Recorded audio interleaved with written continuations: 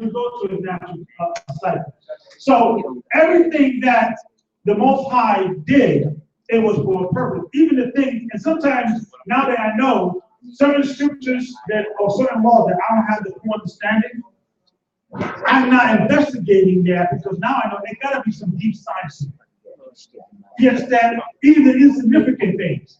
And you know, there has to be some deep, like for instance, when you do an oath, when you become a Nazarene, okay, first you gotta shave your head, then you don't cut your beard for a certain amount, you can't eat certain food. There gotta be certain scientific benefits to this. You get what I'm saying? So we now discovering the perfection, the perfect science of the Most High. So even the things that we don't truly understand, keep those commandments. Because the Heavenly Father, this Father, he knows, right? He knows who's there for us. In the same way as our kids, right? May not know what we have certain rules. At 9 o'clock. Why, Mom? Why, Dad? You know, do your homework. Why? Take a shower. Why? Right? We're rebellious kids as well. We always ask, why? Mind your business. Keep doing it, right? What's the scripture? Somebody has the scripture? Somebody has the Bible? Give me Deuteronomy 29:29 real quick. Give me that real quick. Get him, Gabar. That's the reason why I love the Most High, because the Most High is like this. Mind your business, just keep my commandments. That's right. You get him, Miller, Gabar. Get him, Miller, Gabar. That's it. Keep the commandments. You got another? Deuteronomy 29:29. Yeah. The secret things belong unto the Lord our power. The secret thing belongs to him. See, a lot of these Egyptians, they think it's all about learning the astrology and all that. It's all about how that can deliver us from people. Can't read. But those things which are revealed belong unto us and to our children forever. And what was revealed to us? Read. That we may do all the words of this law. All the word of this law. The statute was given to us. How far the earth is away from the sun and the size of the moon and all that. That's for the Most High business. That's right. You understand? We're life force that was born and raised in this dimension. So what we need to learn from the commandments of the Most High, because what's in the universe, we didn't know that when we in the kingdom of heaven. We didn't know that knowledge. But right now, we don't need to know that. Okay, that's why we can't tap into all that knowledge, because it's not going to help us anyway. The commandments are going to help us. The basics, how to teach your brother, how to teach your wife, how to teach your kids. God, that's going to help us as a community. That's right. God? That's right. All right, so let's keep it going. Where we at? Almost there? What we're trying to do is just put it up on Facebook. Okay. I'll post it on Facebook. Okay. As soon as we get it. All right. So I just can't wait for the brothers to come up and we got some seats over here. Brother, grab your seat. We got some empty seats. Brother, grab as much as possible, especially for the sisters. So Diane, we got 3 seats over here. Let's keep it going. All right. So anybody wants to come up and drop some signs, please do. Shalom. All right, there you go. Get him, Malachi. Now, my name is Malachi. That's right. Let's do it. It's simple. You know what? I want you to take a real quick. I've been doing for 28 years of my life. I've been since I'm a child, 18. Okay, so now let's see you real quick. One of the most basic reasons why a lot of people are against the Bible is because it condemns their lifestyle. You know what? You know why a lot of Egyptians from polite on down the line? I hit him with this scripture recently, and he was stunned. Okay? They won't ever put me on that line when I'm shutting them down. But when you go to the book of Ezekiel, the 30th chapter, I hit him with this. This is why a lot of you Egyptians, you Shaka, almost, whatever you call yourself. You know why you got a problem with the Bible? Because when you open the Bible, we're reading Ezekiel 30 and 6, where the Most High said, thus saith the Lord, they also upon Egypt shall fall. Not might, not maybe, shall fall. Now, no matter how many times we debate with these guys, why are they always still coming back? Because the Israelite in them know. That's right. This is where it belongs. They were so convinced in what they believe. Why are they still doing this? Because they know the Most High said that all that uphold Egypt shall fall. And let's read on. And verse 7 it says here, and it shall be desolate in the midst of the countries. When you look at all these philosophies, the word philosophy comes from the Greek word philosophia, the discussion of wisdom. They're all vain. They have no makeup. Why then everybody still comes back to where? The Bible. Because they know the laws, the commandments are found where? In the Bible. I'm going to finish this here. And verse 8. And it shall know that I am Yahweh. When I have set fire in Egypt, when all her helpers shall be destroyed. Now look throughout the entire planet Earth. Everything is on fire, including Egypt, including Cairo, including the Semitic, apathetic communities. They know. That's right. On point. Here it is. When I hit him in the head with heart, your man Malachi, that's why he's in prison right now. Malachi Z. York.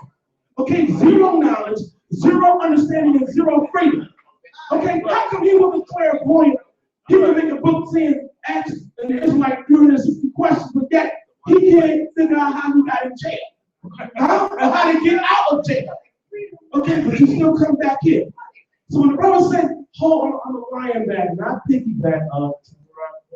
I said earlier on pig, we should be saying pig. I'm a lion back and go to, and some of I just said, go to 2 Peter, the first chapter, at verse 19. I want someone to read for me. If you don't mind, someone read for me, please. I'm holding it right now. Okay, somebody do the honor. Read loud and proud. I want y'all to know this here, right? 1 and 19. Even though we have Israelites who have sold out, Right. traitors, Right. okay, to the FBI, the CIA, to the Rosicrucians, like the Most High said, he's had a remnant that's still here. I'm still here. Daniel Allen's still here. That's right. Brothers who came in here in the 1980s, 1990s, hold fast to what you have. Rock me. 2 Peter 1 verse 19. We have also a more sure word. Because we have a sure word. The Bible is a sure word.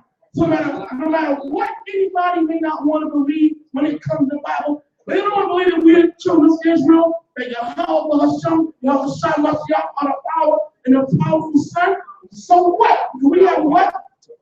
We have also a more sure word. Come on. Of prophecy. A prophecy. What's a prophecy? A prediction of what's going to happen, has happened, or is happening. So no matter how much they try to dance, tap dance, or whatever else, they can't get around the fact that the prophecies of predictions are happening non-stop. Come on. Whereunto ye do well. That's why it's up to all of you who are practicing Israelites to hold fast, continue on, and keep it moving. Because you know why? It's up to us now. Once the Most High gives you this gift, it's yours to create. As a man and as a woman. Come on. Whereunto ye do well, that ye take heed. Take heed. Heed means to be aware, to be vigilant. Don't underestimate this thing, man.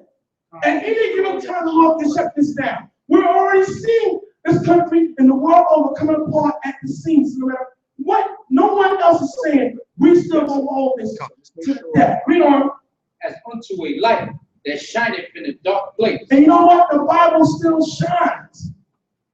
No matter how much they want to put this anti-God, anti-Christ, dragnet, satanic dragnet, you see it all throughout the earth. Bear in mind, it's the. See, why do you think, as Lord Rock said earlier on, why do you think they're hitting us with this new fangled, made up heroin and all these different drugs? What do these drugs do? They open you up and bug you out of your mind and put you in a demonic state. Why do you think they're putting the foods that destroy us? Because they know that we are the children of Israel. And if we get back on point, we take over. They understand that. They don't want to let this go. Why do you think they want to make people like everyone else go and walk with their Bible? Because they're mad at the Most High for not choosing them. That's what it's about. Come on. until the day dawned, and the day star arise in your heart. And the day star, as we know, is Christ, because Christ gave us what? A second chance at this. See, we don't even deserve this. Let's not even kid ourselves. But the Lord kept up, He made a promise to Abraham, Isaac, and Jacob. And there's some of us who are going to keep this, and that's why He still has in contention. Come on. Knowing this first, So notice first that no prophecy, that none of the prophecies, all the predictions that happened, He said that He was going to take what? A remnant of us and bring us out. Why do you think we're all here? This is not by accident. It's by grand design. Come on. that no prophecy of the scripture is of any private interpretation. So no matter what the life anybody else may say on the planet Earth, we are the children of Israel, and our time is now. Okay? The Most High is systematically breaking this country down, and the more these guys talk, the more we rise. The more we uphold this, the more we show that what? We can be what? Why is that? Drop that. Go to the book of Romans, the 11th chapter. It's already. You go to Romans 11th chapter, the opening verse, you see where it's highlighted. It should be verse 4 or 5. And when I mentioned this, I know, and when I mentioned this earlier on about the FBI, CIA, and Rosicrucians many years ago, I was one of many brothers who they stepped to and made an offer. Now think about this for a second. If this wasn't real, why would the Rosicrucians stepping to us, making an offer for me to turn my back on this if it's not real? Right. And think about, why would you sell up what's already yours? Why would you took that money? That's another topic another time. But Romans the 11th chapter, brother man, and I want you to read right here what the Lord said. Because see, there are many people who feel hopeless and feel there is no hope. Read Romans 11 verse 4. But what saith the answer of Yahweh unto them? What's the Most High's answer to all of those who need to die? Who may, some of you in here might sometimes say, are we never going to get out of here? Read. I have reserved to myself 7,000 men. I have reserved unto myself 7,000 men. Come on. Who have not bowed the knee to the image of Baal. And Baal, the money god, or whatever god that's out here, and that's all you here. When I look here, I see you all here. That means male and female, you have not bowed down to what? Being sold out. That's S-O-U-L-E-D. So hold fast to what you have. Maintain discipline, because you know what? It's going to get rougher out here. But put on the armor of the Heavenly Father, and you will survive. With that being said, I believe now it's time for the presentation. I think you're right. I think it's time.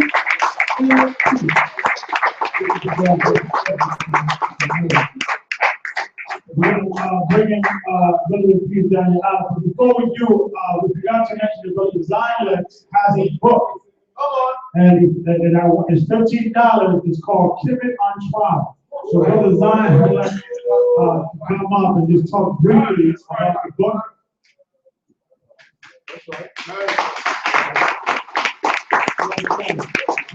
apologize, but I'm focused now. I forgot to mention that I have a couple of copies with me, limited copies. This book has been selling like hotcakes. What I did was, they didn't allow me to speak at the event that we had called Camouflage Trial.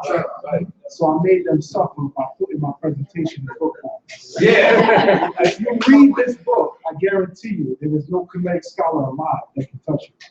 This book dismantles Kemet because it shows the origin of Kemetic legacy. Kemet didn't offer anything that they speak of when they wrote it. Everything coming out of Kemet actually originates in Sumeria. From the language, which is known as Melanin. I show in the book, Flinders Petrie, which is the foremost Egyptologist, he says that cuneiform is the father of Melanin. And I have all of the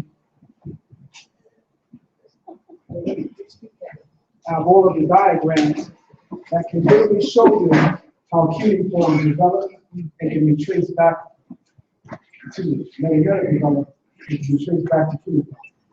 Also featured in this book is the idea that some of the symbols that are thought to be paramount to Egypt are not paramount to Egypt, such as the Egyptian Ankh.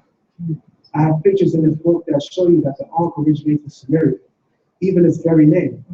Ankh, they tell you Melanin means life, right? Okay, the Sumerian god of life is Anu. He held a symbol called Anu. If anyone is familiar with phonetics, Anu is Ankh. Okay? The Sumerian angels or heavenly body were known as Anunnaki. And they were all known as life givers because the word Anu again means life, coming from the word Anu in Sumerian too. This book right here, I kid you not, it destroys the apart. I mean, from its very foundation, it rips it apart. I got a call from a couple of brothers. I won't mention their name because I was told not to mention their names. I got a couple of calls from people who were actually featured in the event during the trial, and they told me that this book right here is a problem. I didn't need them to tell me it was a problem because they already let me know that it was going to be. That's right. But, you know, we're all in here today. This is not my event, so I didn't really want to speak on it. But because this is a hot topic in our community, I did walk with a couple copies. We want to go to. It's selling online for $20. We sold it tonight for $13. Soon will be sold at Nicholas. Let them know. Soon will be sold here at Nicholas. There you go. Thank you very much. And if you need a copy, I have about 8 copies left. And trust me, it goes. Hallelujah.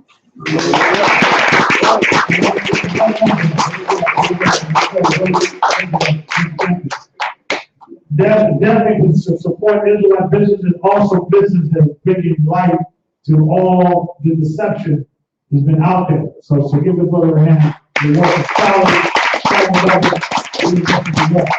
So, without further ado, okay, the brother was caught, I think, last minute. Brother Daniel, please, Daniel, to do a quick PowerPoint before Brother Shah comes up.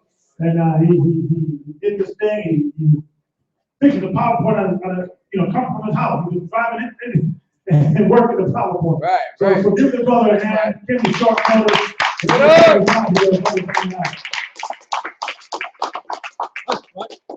That's right. All praise to the Most High. We want to give the Most High all the credit. We don't take any credit for any of this knowledge that comes out. All credit goes to the Most High for this knowledge, right? So, as you can see, as I have on my homepage, it says all praise to Yahweh, which is the name that I call the Most High, that I was taught the Most High's name is. All praise to Yahweh, Ba'ashem Yahushua. All praise to the Most High in the name of Christ. All right, so let's go to the next slide. Let's get busy, man. I don't want to go long because really, in case you brothers and sisters don't know, I wasn't supposed to speak tonight. My brother Hashar was supposed to do his presentation, but he asked me to say a few words about evolution because evolution is the new hot topic on basically the conscious community. Because the conscious community could not prove that the Bible was a mythology. They could not prove that Israel didn't exist. They could not prove that Israel was not in Egypt, beyond a shadow of a doubt. So them guys have decided to change the topic because they feel like this is the topic that they can win. But I'm here to tell you that my presentation tonight is called The Rise of Conscious Monkey Business in the Conscious Community. That's good. Because the conscious community is dealing with monkey business, man. Now, I have the word conscious in parentheses because if you believe in evolution, in my opinion, my humble opinion, you are not conscious at all. And if we know that our people are not black. That's the name that they call themselves. So I have the word black community in parentheses as well. So the rise of conscious monkey business in the conscious community. Again, if you believe in evolution, if you believe that black people come from monkeys or any types of primates, as far as I'm concerned, you are not conscious. Next slide, please. All right, so we're going to start off with a scripture. This is in the New Testament, but this is wisdom that anybody that believes in the Bible should be able to appreciate. This is what the Bible says, right? The Bible says in the book of 1 Corinthians chapter 15, verse 39, it says that all flesh is not the same flesh, but there is one flesh of men. There is another flesh of beasts, another of fish, and another of birds. So I needed one verse out of one book in the Bible when it took hundreds of scientists over hundreds of years to prove being true. Because we're going to prove beyond a shadow of a doubt that the Bible is a true book beyond the shadow of a doubt. I want you to work that, right? The brother worked there. Okay? So again, I say that scientists had to do experiments over hundreds of years. It took hundreds of scientists to prove something to be true, that we needed one verse in the Bible that we already know to be true based on one verse in the Bible. Next slide. That's right. If it doesn't work on that, just work on the computer. All right? All right, I want you to pay close attention to the following 4 statements. Now, the last time I did a presentation here, I put my brother Shaka Amos on the screen, and I proved him to be a liar in everything that he was teaching. This time, it's going to be the converse or the opposite. I'm going to use Shaka Amos and what he says to prove that the premise that we teach is 100% correct. So this is a video, brother Malak. I want you to play this video. Statement number 1. Okay? Go. There's a video? Go. Statement number 1. Go. Science in and of itself can become a religion if you're not careful. Stop. Did everybody hear that? Yes. Did everybody hear that? Yes. Science in and of itself can become a religion without proof. Everybody heard that, right? Start from the top. Start from the top, play it again. Science in and of itself can become a religion if you're not careful. So that's statement number 1. Stop the I video. know. Okay?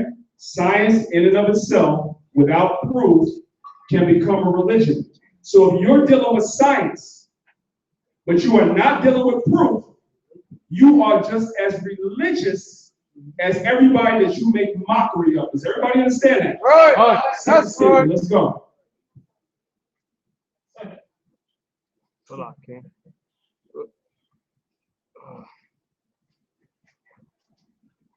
What you gotta do is just pause. Science in and of itself can become a religion if you're not careful. Because I know someone comes to me with science, there's some other things that are going to have to come along with that science, such as authorship, ownership of conceptual frameworks, and things of that nature, because they're not as unimportant as many people would like to make them appear to be. Stop. Now pause the video, right? He says authorship and ownership of concepts is important with science. So when we deal with science, we have to know what is the origin of the science that we're dealing with. Right. We can't just deal with it. We have to know where it comes from before we deal with it. Everybody heard that, right? Science without proof is religion. And when dealing with science, we must know authorship and ownership. Everybody heard that, right? This is a Kemetic guy saying this, not an Israelite. Play the next statement. Go ahead. As Dr. Frances Cress Welsing said, per her teacher, what's his name, Neely Fuller Jr., white supremacy exists in all areas of activity. That includes science. Stop. White supremacy exists in all portions of academia, and that includes science. Everybody heard that, right? Oh. Does Shaka almost represent Israel? Hell no. What does he represent? What does he represent? The white man's doctrine. What No white man's doctrine. What doctrine is he pushing? He's pushing Kemet. He's putting Kemetic scholarship. Does anybody disagree with that? All right, next statement. That's Keep right. going. Come on, blast. It's ownership of conceptual frameworks and things of that nature, because they're not as unimportant as many people would like to make them appear to be. It's all right. Next statement, statement number 3. As Dr. Frances Cress Welsing said, per her teacher, what's his name, Neely Fuller Jr., white supremacy exists in all areas of activity. That includes science.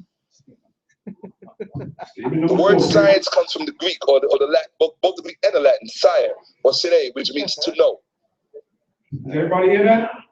Last portion of the statement. The word science comes from the Greek and the Latin, which means to. So when somebody knows, when they're taking an educated guess, is it a hypothesis or a theory? No. The word science comes from the word to know. That's not from my word. That's from somebody that deals with chemistry. that says the Bible is mythology, right? Next slide. Right? Now I'm going to introduce you, brothers and sisters, to a brother I call Religious Reggie. Now, Brother Reggie, I call him Religious Reggie, right? I'm going to show you why I call him Religious Reggie. Because Reggie talks all this stuff about Israelites. You guys deal with belief. You guys deal with belief. Now pay attention, right? We just heard Shaka Amos say that science means to what? To know. To what? No. To know. The video. Let's go. Lay out your theory, because what we're looking for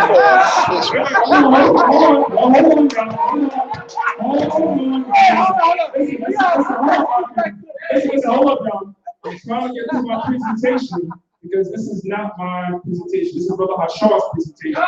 The brother asked me to open up, so I want to get through this. I know. Listen. When I was making this, I was laughing. So I understand, right? But allow me to go through this. Allow me to go through this. Let's start again, right? Now listen, we gotta start again. I want everybody to be on the same page with me. Our brother Reggie said, our brother Shaka said, science means to know. All right. Now here we got another committee scholar. Let's see what he says.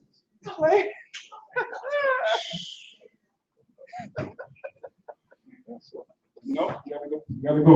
Go ahead. Go back right here. Good.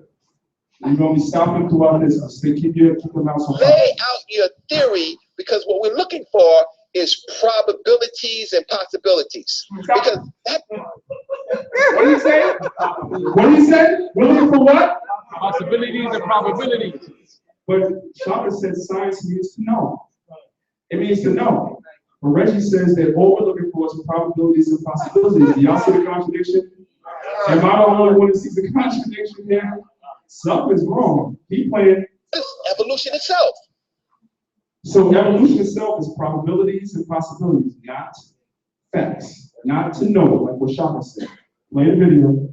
The African had already described these things hundreds of thousands of years before about how things come into being, even if it was conceptual. All we want is theoretical. It doesn't have to be true.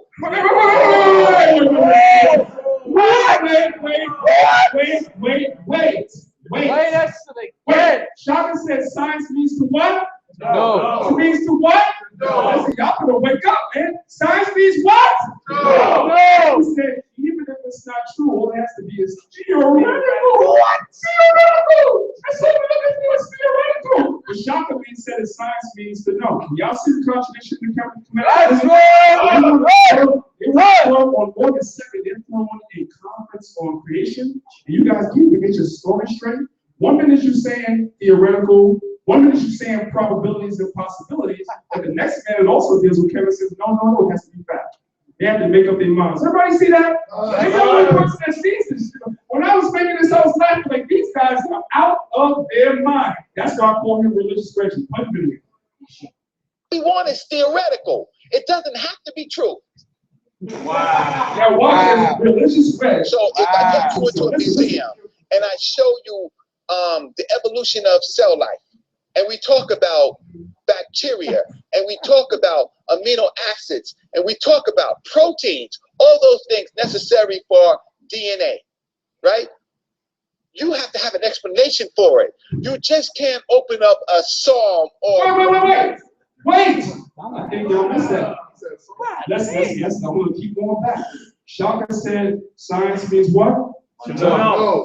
Shaka said science means what? To know. Now Reggie said what? That all you need is probabilities and possibilities. And if the Africans had some story, but it doesn't necessarily have to be true. Did y'all hear that? Yeah. So which is it? Which is it? These guys are all over the place, but they're mocking us saying that it's spooky. Which is it? Psalm or do we know what we really should know, right? And then can we be honest with ourselves to say that we believe more than we think? Yes. So if we believe more than we think, we're not really thinking, we're reacting on belief, right? So he said that we are, listen, guys. He said, listen, hold on. You have to go back a little bit, Mama. Reggie said that we're not thinking, we're reacting on belief. But just a second ago, he said that he's dealing with probabilities and possibilities. Probabilities and possibilities are not facts. They are beliefs. Does everybody understand that? Now, lose anybody? So these guys are all over the place. So let me have Shaka remind Reggie what the deal is. Play the video. Right? The word science comes from the Greek or the Latin, both the Greek and the Latin, sire or sire, which means to know. So I think we have to remind Brother Reggie that the word science means to know. So Reggie says he's dealing with possibilities, probabilities, theoretical, belief, but none of this stuff is dealing with facts. But Shaka said he's dealing with facts, but all these guys are on the same team talking about they pushing Kevin, and we the Israelites will be screwed. Something's wrong. Something's wrong. Something is wrong. Go to the next slide, Mama. Which means to know. All right, let's go to the next slide. All right, now I want to play the statement one more time. Play the statement again. Go ahead, Mama. Because I know if someone comes to me with science, there's some other things that are going to have to come along with that science, such as authorship, ownership of conceptual frameworks, and things of that nature, because they're not as unimportant as many people would like to make them appear to be. Now, I want y'all to pay attention because I'm going to tell y'all something. He is right. He is right. When we are dealing with science, we must know authorship. We must know ownership of conceptual data. We must know where these scientific concepts come from. This is what we must know. This is what our presentation is about. Go to the next slide. Now I'm going to expose some conscious monkey business, right? Now again, our brother Shaka said we must deal with ownership of conceptual concepts. Does everybody understand that? Now, I have a video right here of our brother Ankh. Let's start with evolution. Let's get right down into it. Right? Our brother Ankh, go back. Our brother Ankh said the stages of development of a fetus in a mother's womb is proof of evolution. This is what he tells us. That when you see a baby developing in its mother's womb, this is proof that we evolved among species. Let's hear brother speak, just in case y'all think that I'm putting words in his mouth. Let's go. It clearly shows you that evolution is everywhere on the planet. If you look at the womb of a woman, as the male plants the seed in her vagina, as the seed travels and fertilizes the egg, you'll see evolution at work. Life goes through different stages, brother. This is very clear. So, did everybody hear that? Did anybody in the room miss that? Am I misquoting? Listen, because if I'm wrong, it's a room full of people and a lot of people online.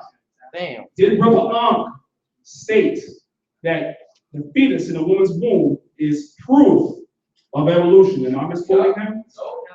That is I'm not lying, right? No, I don't think everybody in this room is an Israelite, so everybody's not on my side. Am I lying? No! The fetus in a woman's womb is proof of evolution, right? Our brother Shaka said we need to know where that comes from. We need to know ownership of conceptual frameworks. Where does the concept of a fetus in a woman's womb proving evolution comes from? Is that an African concept? Next slide. There we go.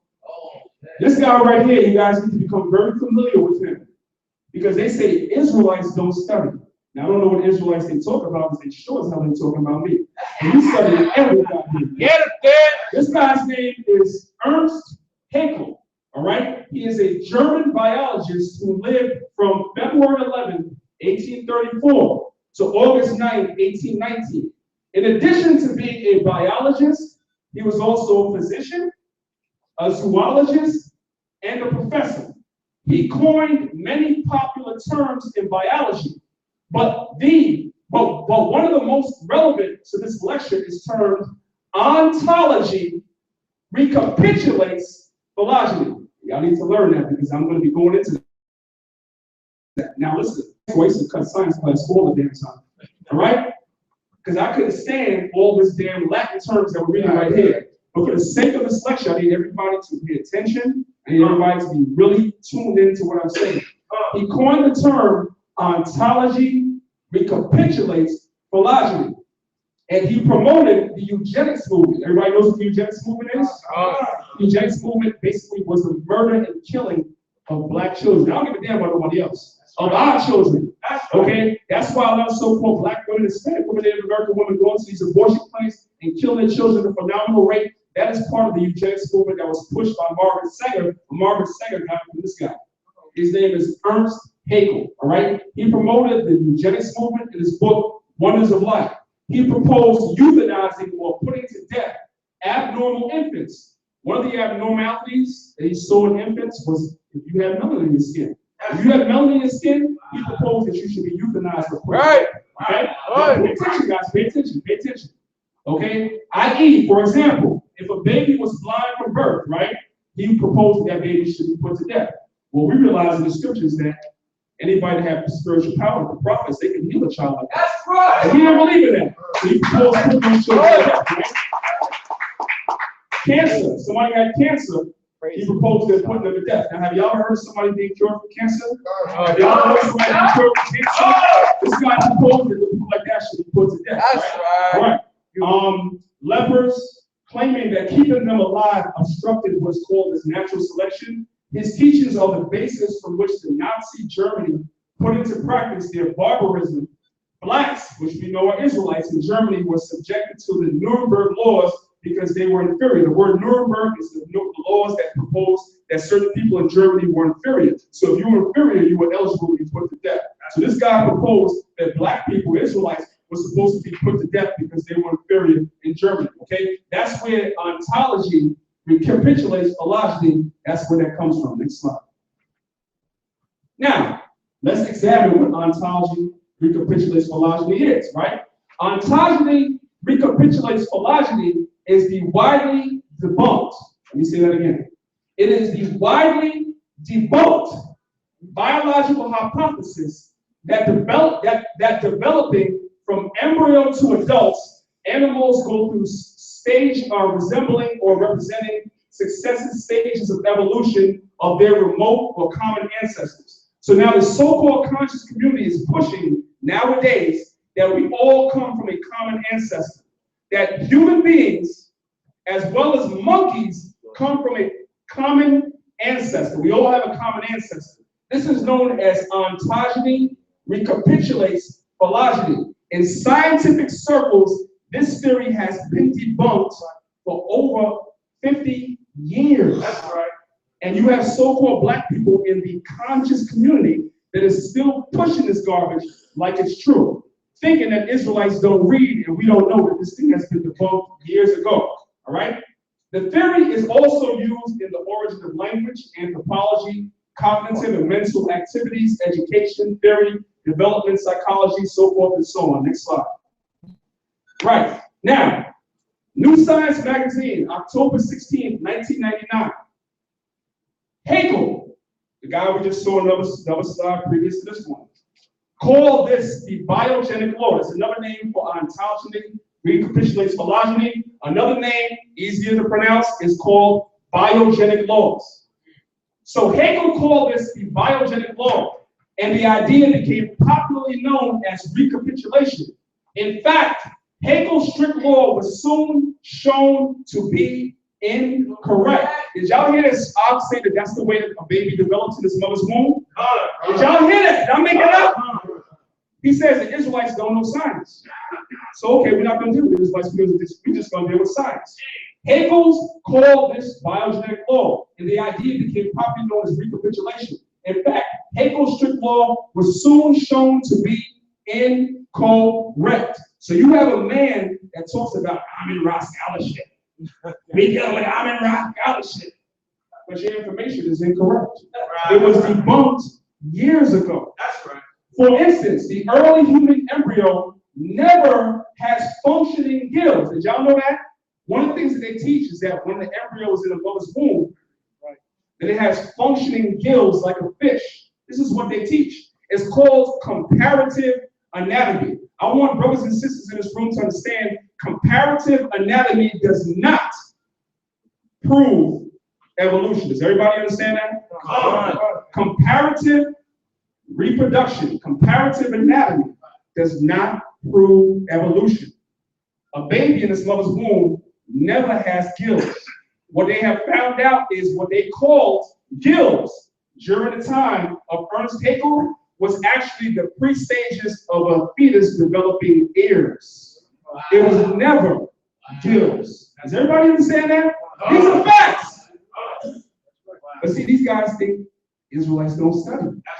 I'm sorry to tell them, yes, we do. Okay? Now, an embryo never has functioning gills like a fish and never passes through stages that look like an adult reptile or monkey. Is this coming from an Israelite? No, this is coming from where? New Science Magazine, October 16, 1999. So you guys say we don't deal with science. I say, yes, we do. You are damn right. Next slide. Oh, wow, another magazine. Wow. Wow. Okay. In an article in American Sciences, we read, surely the biogenical law is dead as a doornail. It was finally exercised from biology textbooks in the 50s as a topic of serious theoretical inquiry. It was extinct in the 20s. Y'all see that word theoretical? What does the word theoretical mean? What does it mean? It means a theory. It means it can't be proven. I heard it somewhere on the floor. When our brother Shaka said that if we deal with science, science means what? No. Science means what? No. Science means what? No. But Reggie said that they're dealing with theory, probability, so forth and so on. Y'all see that? These guys want to have a conference on creation. They want to have a conference on evolution. They want to have to argue against their own scientists. Listen, I don't have to do no work. I don't have to do no work. All I'm going to do is pull articles. That's it. Next slide. Now, recapitulation picture was exposed as a forgery. All right? Ernst Haeckel produced falsified drawings to make fish and human embryos resemble each other. Does everybody hear that? That picture that we saw. Can you go back one slide, possibly? Y'all see this slide right here? Look at the top screen, right? The very top of the screen. These are all supposed to be embryos of different animals, right?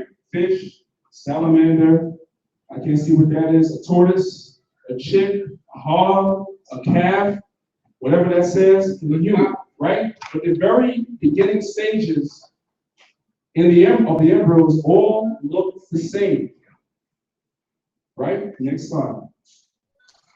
Right? Now, recapitulation picture exposed as a forgery. Check this out. Ernst Haeckel produced falsified drawings to make fish and human embryos resemble each other. When he was brought before a council of his peers, the only defense he could muster was evolutionists had committed similar offenses. That's big. I hope y'all see that. In other words, when you read writings of people that believe in evolutionists, they do that all the time. Because they really have no proof.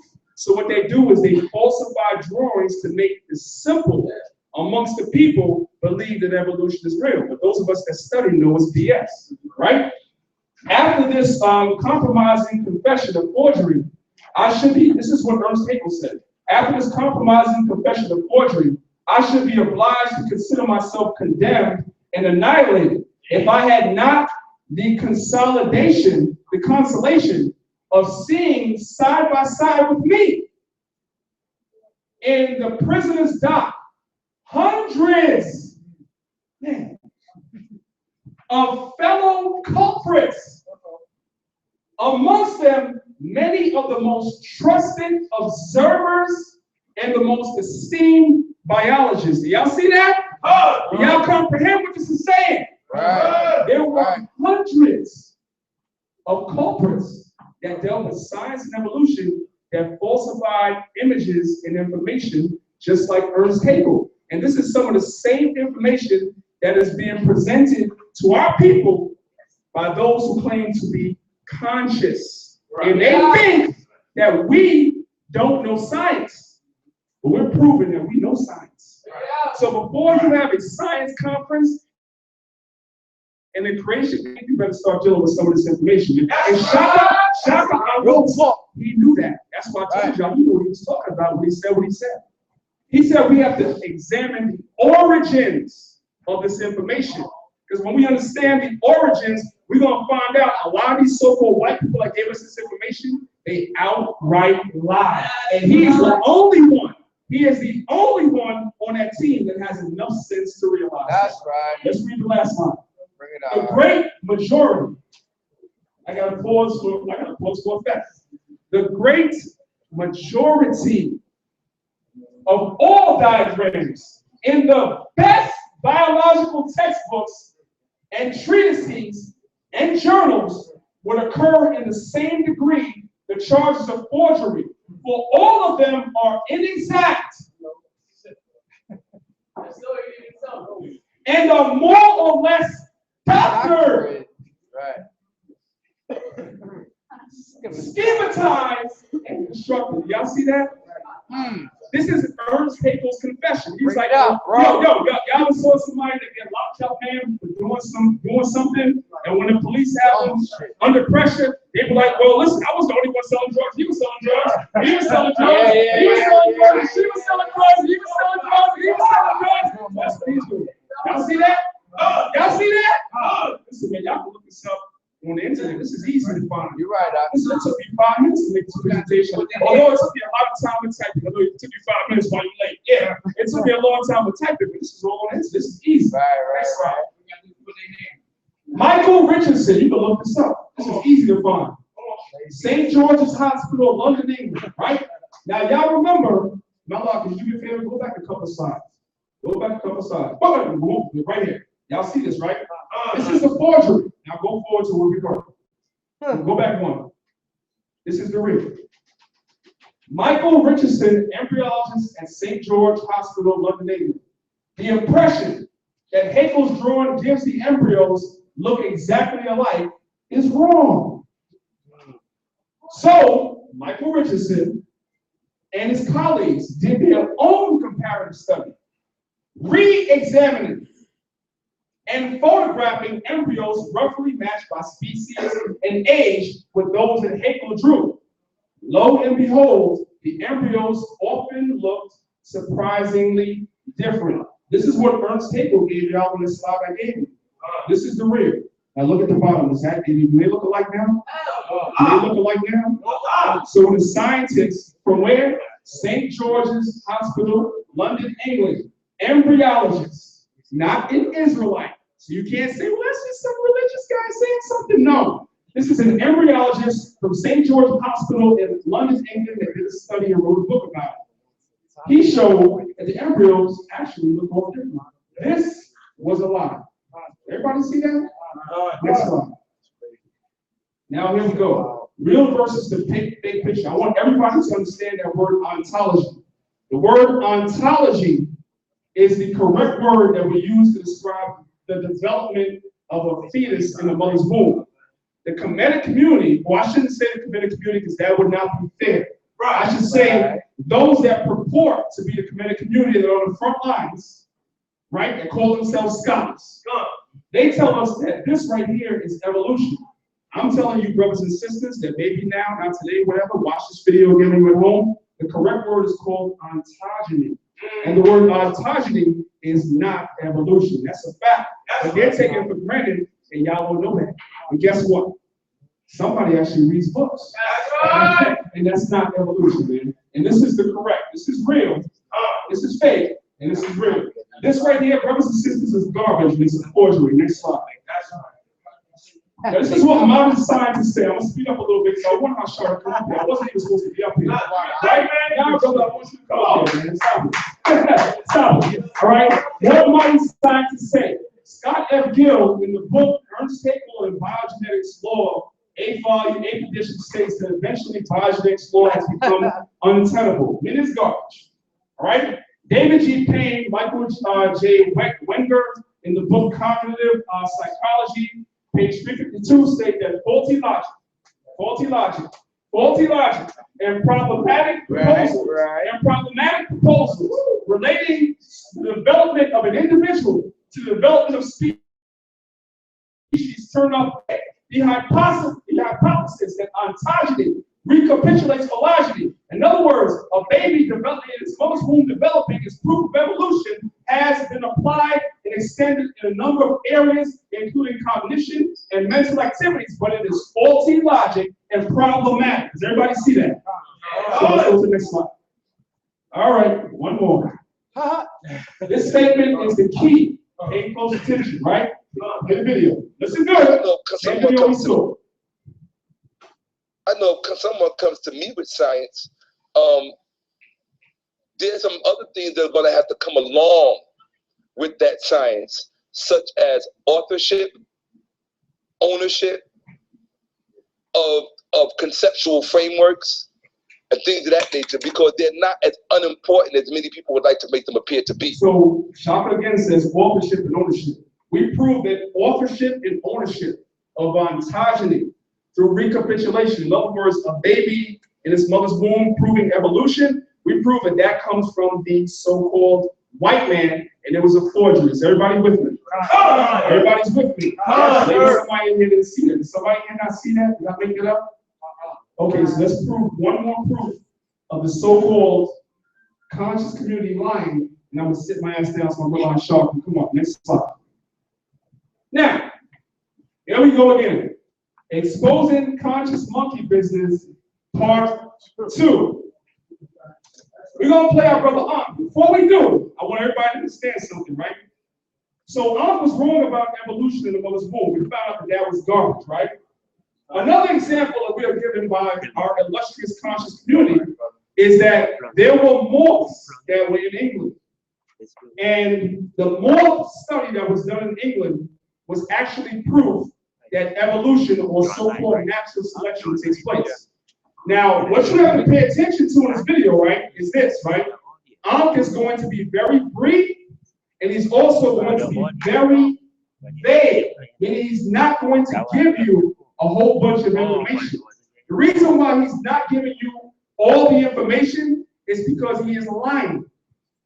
I want everybody to pay attention. We're going to watch the video, we're going to hear what he says, and we're going to see what's missing out of what he tells you. Play the video, brother Melanin. A quick example that I must give, I'll give the example of moths. So you have 3 moths on a brown tree. 1 moth is white and 2 moths are brown. The predator comes through and eats the white moth because the brown moths are camouflaged on the brown tree.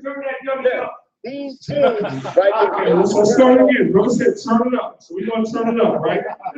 We're going to turn it up. Now, listen, I'm close. Listen out. Listen, brothers and sisters.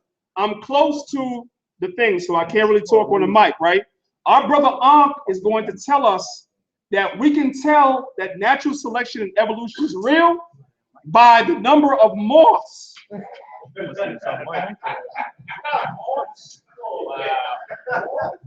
Now, what I want y'all to pay attention to, right, is not so much what he's saying, but I want you to compare what he says to what I show y'all and see if he gave you all the information. Yo, these guys really think we don't read. I don't know what the hell is wrong with these guys.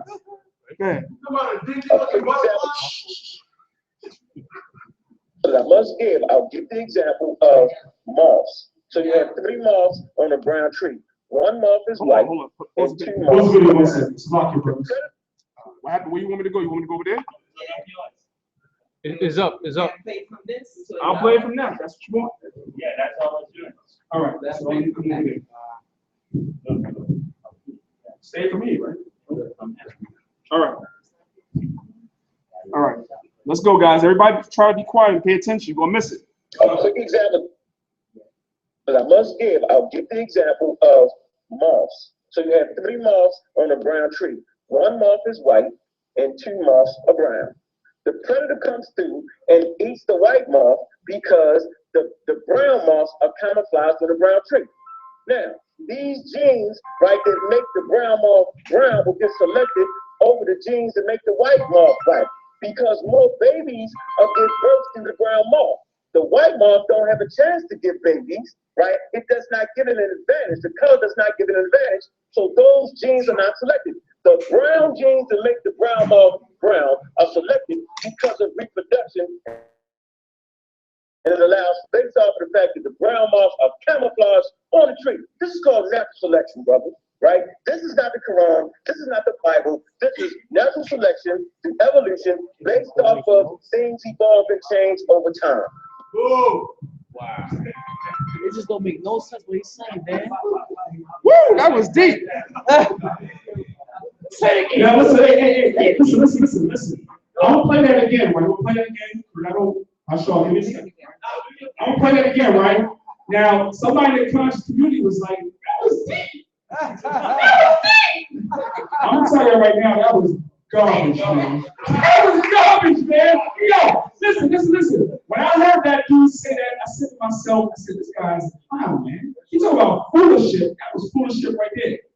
He's saying that because you have more brown moths than white moths, that proves evolution.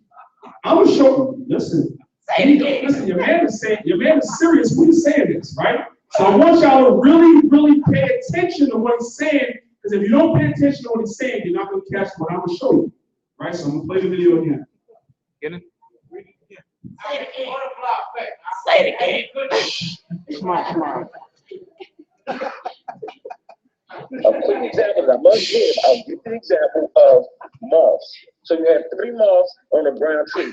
1 moth is white and 2 moths are brown. The predator comes through and eats the white moth because the brown moths are camouflaged on the brown tree. Now, these genes, right, that make the brown moth brown will get selected over the genes that make the white moth white, because more babies are give birth through the brown moth. The white moth don't have a chance to give babies, right? It does not give it an advantage. The color does not give it an advantage. So those genes are not selected. The brown genes that make the brown moth brown are selected because of reproduction, and it allows for more brown moths to come based off of the fact that the brown moths are camouflaged on the tree. This is called natural selection, brother, right? This is not the Quran. This is not the Bible. This is natural selection through evolution based off of things evolve and change over time. All right, listen, guys. Listen, I don't want to. I know. We can laugh at this all night. Me too. When I was making this video, I was laughing too. I have a short time of what the brother showed me. Seriously, so listen to me, guys. Now I got about 2 or 3 more slides and I'm done. This is garbage. These guys don't want no problem. You guys are connected to you. Listen, they on the video. You guys don't want no problem. You don't want no problem, man. Now, let's examine what he said. He said that the brown moths, through natural selection, right? The genes in the brown moth selected brown because the white moths are getting eaten. So in order to survive, that's why the genes in the brown moth selected brown and didn't select white. This is what he said. This is a moth study, right? Now I have a question for anybody in the room that wants to answer. He said it was a study. Where did the study take place? That's right. It's imagination. That's right. No, it's not his imagination. That's right. It's not his imagination. He's being vague for a reason. Because the simple of our people, they'll believe him because he said. Because he said. But the ones of us that are enlightened and have knowledge, we're going to want to know where you get that from. Where'd you get that? Right. I'm going to show you where you got that. I'm going to show you he's a goddamn liar. That's right. Next slide. The truth about the pepper moth study. Did the brown moth's genes just select brown through natural selection, aka evolution, because the white moths are getting eaten up? Is that what happened? No. The peppered moth is the most frequently talked about proof of evolution, even by those in the conscious community, as we see. Before, listen good, because if you don't listen, you're going to miss this. Before 1845, near Birmingham, England, I already gave you more information he gave you. Near Birmingham, England, the peppered moth was primarily light colored. Originally, it was primarily light colored. But some had dark wings. These darker varieties were called melanic or carbonaria forms. In the Mendelian genetics, some peppered moth offspring were always born with light colored wings, while others were born with dark wings. So these wings would, even though the moths were light, right, they would give birth some to have dark wings, some to have light wings, because genetically the moth was able to bring forth both. Some that had dark wings, some that had light wings, right? Now, the light on the light colored trunks and birds were able to see the darker ones more easily. Y'all see that? The lighter moths would land on trees that were lighter. What year was this? 1845. The lighter moth, the blue moths would alight on light-colored trees and trunks, and birds were able to see the dark ones. Why were they able to see the dark ones? Because the dark ones stood out on the light trees. Everybody see that, right? Okay. So the birds to see the darker ones more easily, and they ate them and tended to ignore the lighter ones. Why? Because the lighter ones blended in with the trees. In the 1850s, about 98% of the uneaten peppered moths were of the light variety. Why? Because they blended in with the trees, so the predators couldn't see them. Okay. Because of recessive and dominant genes in the moths, they regularly produce both varieties, meaning dark-winged moths, and they produce light-winged moths. But the darker winged moths were always eaten. Why? Because the predators could see them on the light trees. Does everybody see that? Y'all need a second to soak this in? Y'all see that? The predators were able to see the darker moths, and they ate them. So 90% of the uneaten moths were what? Light. This is 1850. Next slide.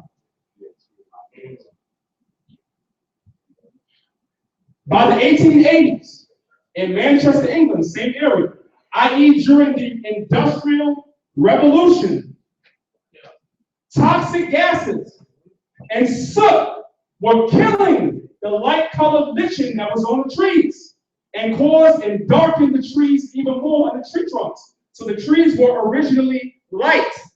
Now the trees became what? The trees became what? The trees became what? The trees became dark. The changeover from light to dark began there also. The smoke and the smog from the factories darkened the trunks of the trees where the moths rested. This darkening of the trees made the dark-hued moths difficult to see, and lighter ones quite easy for birds to spot. Do y'all see where I'm going with this? Previous, the light-skinned moths, they were the ones, the light moths, the moths with the light wings, they were able to survive because the trees were light. But now, in the 1880s, during the Industrial Revolution, the trees started to get dark. So what do you think happened? By the 1950s, which is 100 years later, the Supreme Court said 1850s, now we're in the 1950s, the peppered moths of the dark variety, all the while, the moths continue to produce both light and dark varieties. Next slide. This is an example of camouflage and not evolution. That's right. I didn't tell y'all none of this. He just said, jibber, light skin, light moths, moths, and evolution, moths. He didn't give you no information. Not when, not how, nothing. This is an example of camouflage and not evolution. And natural selection say evolutionists. But it is in fact, the prey, the birds, selecting which prey they can spot. That's all it is. It's not evolution. It's the prey selecting which prey they can spot most visibly, which was controlled by the color of the tree, was by a product of the Industrial Revolution and not natural selection as proposed by those that want to push an evolution agenda. What you will find with the study is the closer you get to the industrial centers, meaning the closer you get to industrial England, like in Manchester, England, that will affect the number of black-winged or white-winged moths that you'll find. In other words, the closer you get to Manchester, England, is the more dark-skinned moths you'll find. Why? Because the closer you get to Manchester, England, you get closer to the Industrial Revolution, which caused the trees to darken. So the black moths or the black-winged moths were able to use their camouflage to hide from prey. But the further away that you get from the Industrial Revolution is the more light-winged moths you'll find and the less dark-winged moths you'll find because there wasn't the trees changing color. We don't see that. You can look this up online. I can make this up. Next slide. So, so we're going to give our brother the Shaq face for that scholarship, man. We'll give him the Shaq face for that scholarship. Yeah, that scholarship, man.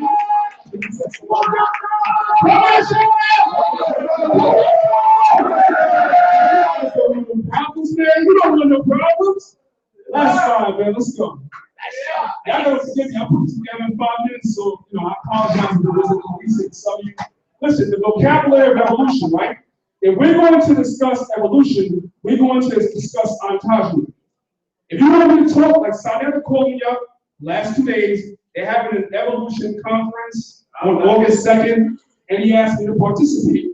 And he said to me, well, what do I do is read from the Bible? I said, I'm not just reading from the Bible, I'm coming science too. I'm coming science too.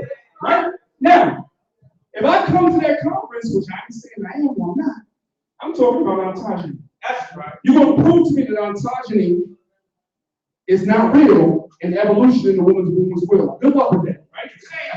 We're going to discuss the recapitulation theory. You're going to have to bring forth proof that outside of the so-called white man, that these are African concepts like you see. Good luck with that, right? Now, we're going to discuss philosophy. We're going to discuss natural selection. Listen, I didn't give y'all all the books I have tonight. I purposely left a lot of stuff out this stuff. We're going to discuss natural selection, and most important, we're going to discuss comparative anatomy. Now, before I sit down, anybody in the room knows what comparative anatomy is? Come on, y'all. Come on. Listen, let me find out that all of y'all cut science class with me in school. Everybody cut science class with me. I respect each and every one of you in this room. Everybody in this room knows what comparative anatomy is. What do you want to say, Kim? There is no such comparative really anatomy to prove evolution, because the very fact that to this day they're still looking for what they call the missing link to make that link. And it doesn't exist. But what is comparative anatomy? Everybody in this room knows what it is. I'm gonna tell you. When I tell you, you're like, the cranial structure of man and monkey is similar. The bone structure of man and monkey is similar. Y'all see that? Don't deny. Y'all see that, right? So those of our people that have the white man's mind, right, but talk that black stuff, that so-called conscious stuff, they use comparative anatomy as well as ontology, recapitulates phylogeny. They use these terms to try to push off this thing as well as African. What I'm here to tell you is comparative anatomy does not prove evolution. Now, what y'all may or may not know is that the difference between man and ape or primate, anatomically, some people say is less than 1%. That's what they say, right? Now, I want everybody in this room to understand something, and I want y'all to use this and we'll study this. I want y'all to understand, we'll study the word mutations. Everybody study that, mutations, right? Mutations are harmful 99% of the time. So even though, as they say in science, there is 1% between primate and man, I'm here to tell you that point mutations, y'all didn't know Israelites knew about point mutations, right? Point mutations between ape and man, or what I say is 1%, you will have to have more than 1 million point mutations in your DNA for you to switch from primate to man. Now I'm going to find out that mutations are harmful. So it'll be hard enough to have 1 or 100 or 1,000 or 100,000 mutations, much less goddamn 1 million to return to age. These guys are out of their mind. And with that, I'm going to allow my brother whatever. We're going to conclude the scripture. That's why I said earlier on, right? We have a sure word. Bring it up. Most I said in 1 Corinthians, the 3rd chapter, at verse 19. For the wisdom of this world is foolishness. For it is written, you take it the wise from your own practice. And Colossians 2, verse 8. Beware, lest any man spoil you through philosophy and vain deceit, and the tradition of man, and the rudiments of the world, and not after y'all. How about some y'all side? Masaya. That's praise the Most High. Study. Go praise the word of the Most High. Listen. I'm gonna say this one more time. I'm gonna bring up, you know what I'm saying, the main speaker tonight. I'm gonna say this one more time, right? In case anybody, after y'all leave here, in case anybody says, well, that was just his opinion, at the beginning of the video, our brother who deals with Kemetic science, who deals with Egyptology, whatever you want to call it, our brother Shaka Amos said science means what? To know. Science means what? To know. Science means what? To know. Do they know for sure? It's all theoretical probabilities and possibilities and all types of. It's garbage, brothers and sisters. It is absolute garbage, and they can't prove it. And they can take their daggone creation and evolution conference and shove it up there with that. With that, I want everybody, brothers and sisters, I want you to put your hands together for the general AOC. Stand up, man. Let's give him a hand. Come on, show, man.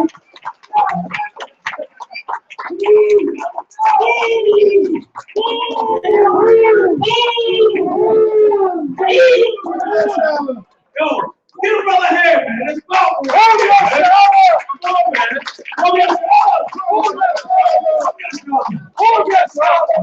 Hey, Joel, we met Joel. Come on over here, Joel. The reason why I'm going over there, because he said, make sure you tell him that it's a 15-minute break. You got there, and they got to go and get stuff in the system right there. Eventually, you can't mess with Benjamin, man. God bless you. All right, everybody give Daniela a nice round of applause.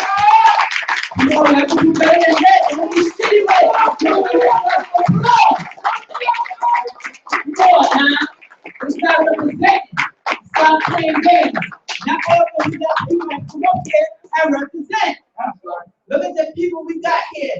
We got Elder Gabar. Yeah. We got Brother Shaw. Cesaria. We got Daniela. We got Captain Cesaria. We got Henrietta Lacks. That's right. It goes on and on. We got Awan Yansa. Hope I said that. Stop playing games.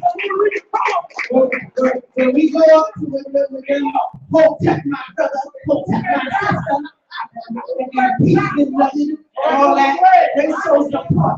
So don't act like y'all don't get hyped. This is good information y'all just got. All right? So, we take a 10-minute break. Check out Sister California for y'all ladies. She got the nice Sheila David earrings from Sheila David.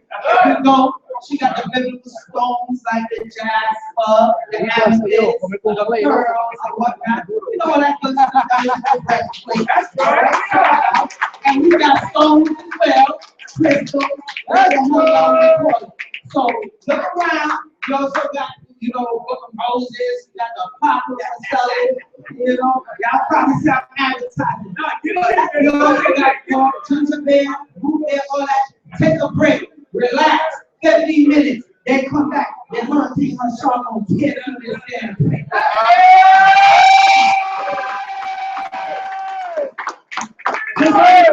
Keep your Benjamin in the hand. You will be Benjamin. All right. So y'all go ahead and shout to y'all what you're going to do, and we're going to fly through this after. Hey, ¿qué pasa, papi?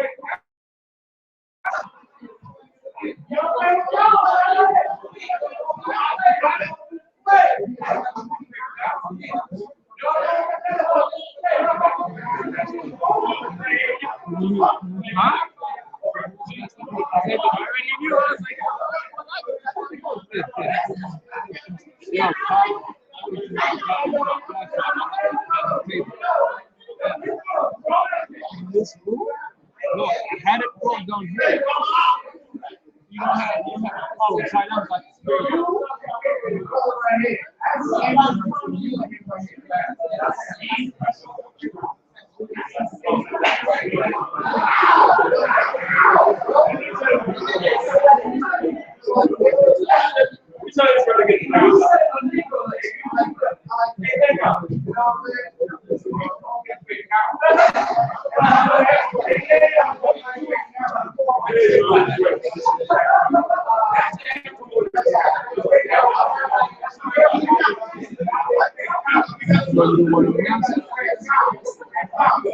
at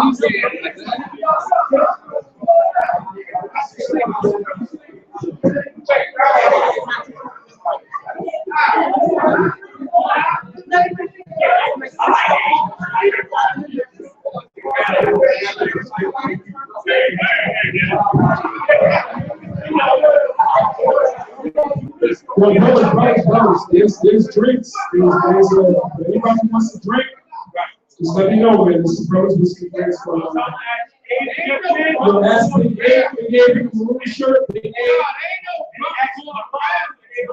and ask about the AOC, right?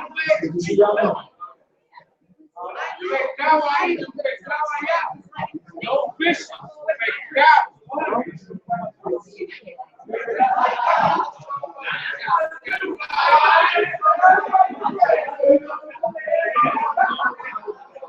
our presentation will be on this laptop. Okay. It's still going to show. Yeah, it's still going to show. You want me to? No, no. I just want to.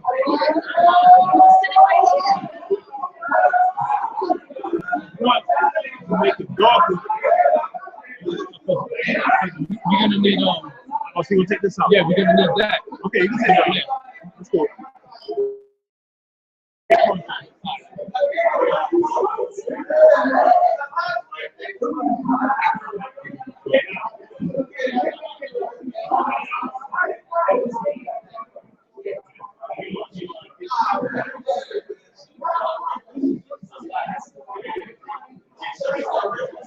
You want me to turn off the lights, right?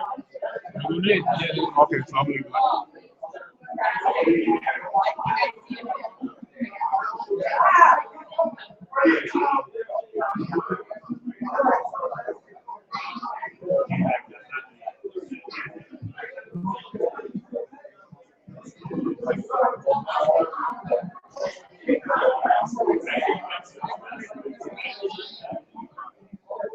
I'm not sure.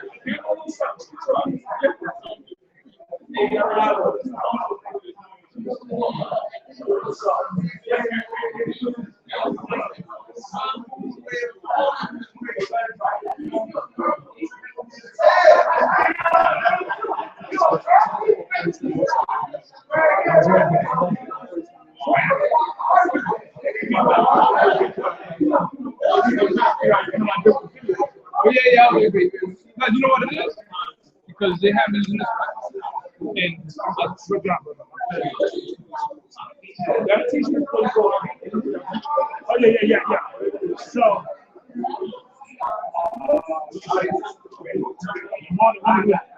He's a little teacher.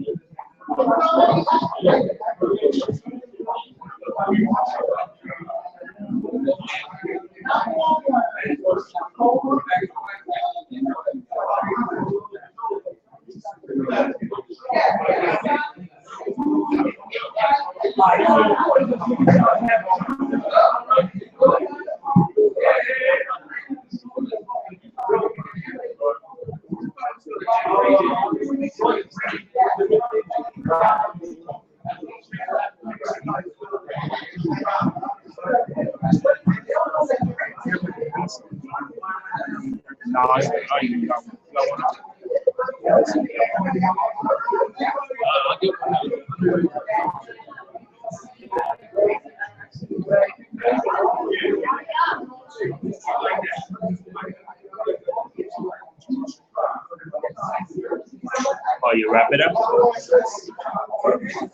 Yeah, this one. That's all. That's all. That's all. Great. Yeah, so basically, right? Go on here, go to my channel, right?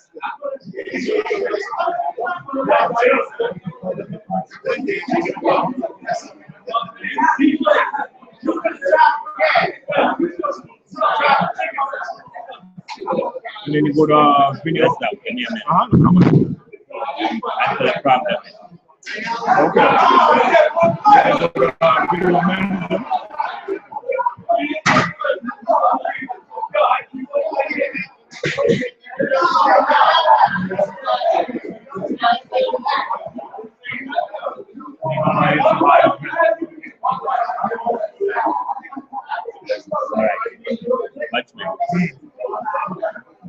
Yeah, the speaker, right? Yeah. Yeah, I think it was your microphone. So you're going live again. Right? You see on the top. Give me a minute. I want you to check it out. All right. So when you go to live event, you're going to see on the top right, you're going to say new live event. Click on there. And you pretty much set up the title and stuff. And then go press go live and that's it. Yep. So YouTube is not really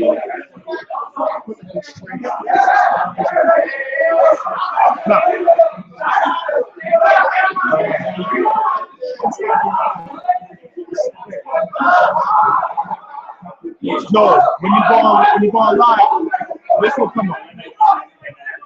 And you can go right here on the top left, top bottom right. So it's link. That's the link right here. All right. Hold on, since let me try to do it. Huh? Can you play something today? I want to hear how it sounds feedback. Because you were playing it before and you wasn't getting the sound clear. Yeah, it wasn't sounding right. Okay. And that's why I said come over here and look at it. Let me put yes. 1 second. Because I mean,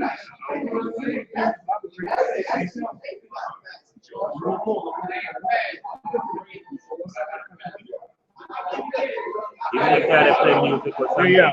I'll take one. Yeah. Tell me when you're ready.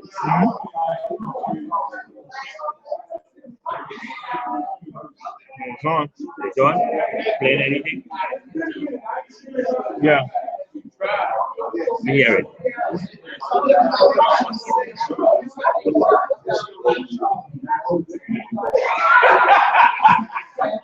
what else I was gonna say?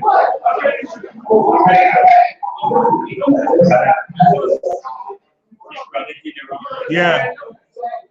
I asked them if they had put it in the right place, and they said yes. Yeah, good. Thanks.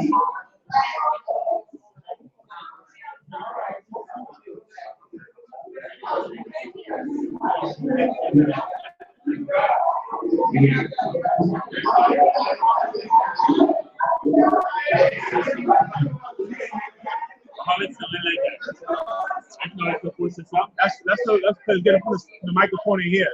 That's why. If it was, I was trying to connect it. I was trying to connect it straight from the speaker, but I couldn't get it. Which strip? I was trying to connect this to the mic on there, Okay. but it wasn't picking it up.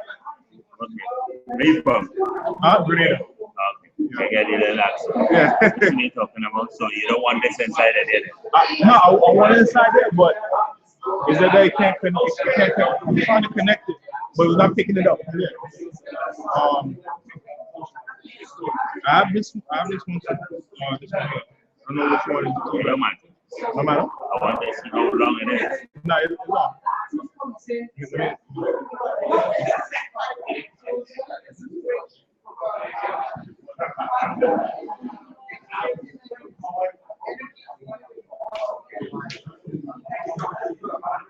But they had to come earlier, man. We didn't hook this thing up. Yeah, I know. But let us come late, man.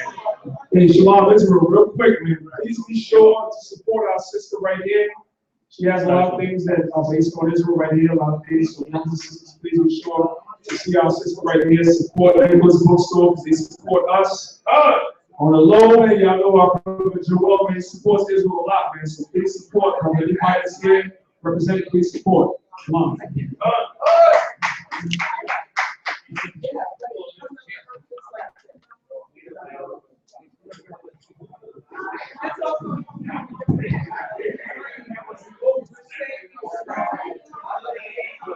Get up already?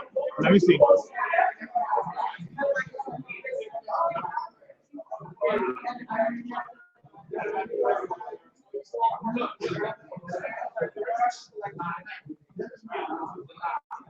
You okay?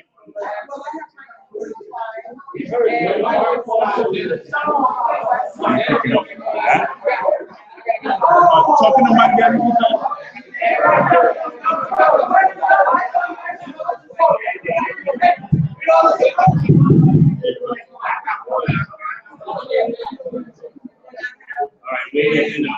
All right, so let me change this. One word I'm from you. I want you to get it. Huh? One word I'm from here. I want you to where you get it. Yes, when you get it. I want you to. I want you to. Not a second. Let me check it. Let me check it though. Sorry, bro. Sorry, bro.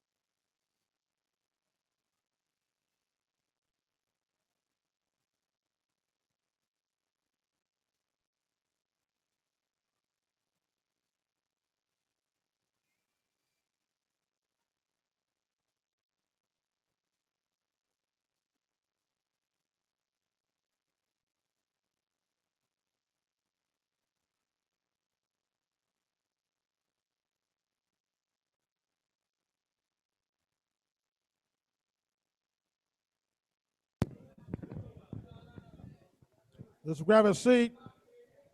The brother Sarge said, let's get this over with. Let's, come on. Grab a seat, grab your seat, grab your seat.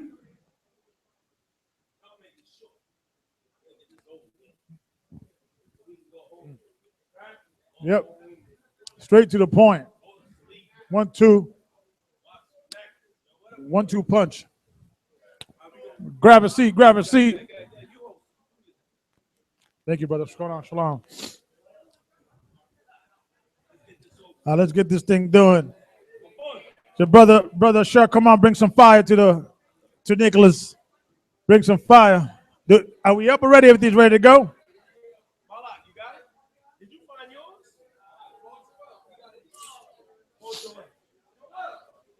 Brother Joel,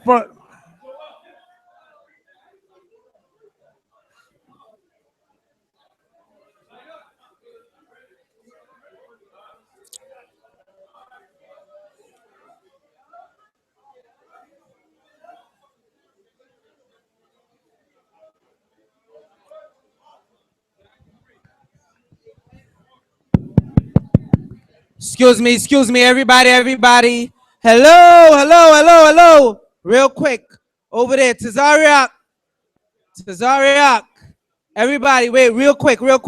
There's a green and black. There's a green and black flash drive missing. If anybody's seen it, please bring it up to the brother over here at the projector. Green and black. Found it? Thank you very much.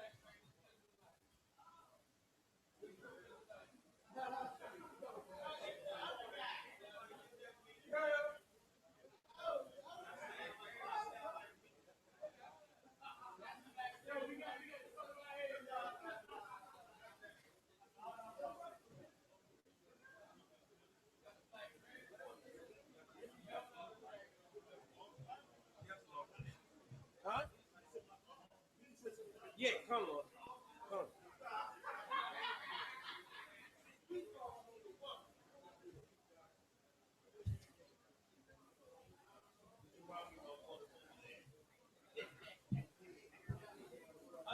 You know what?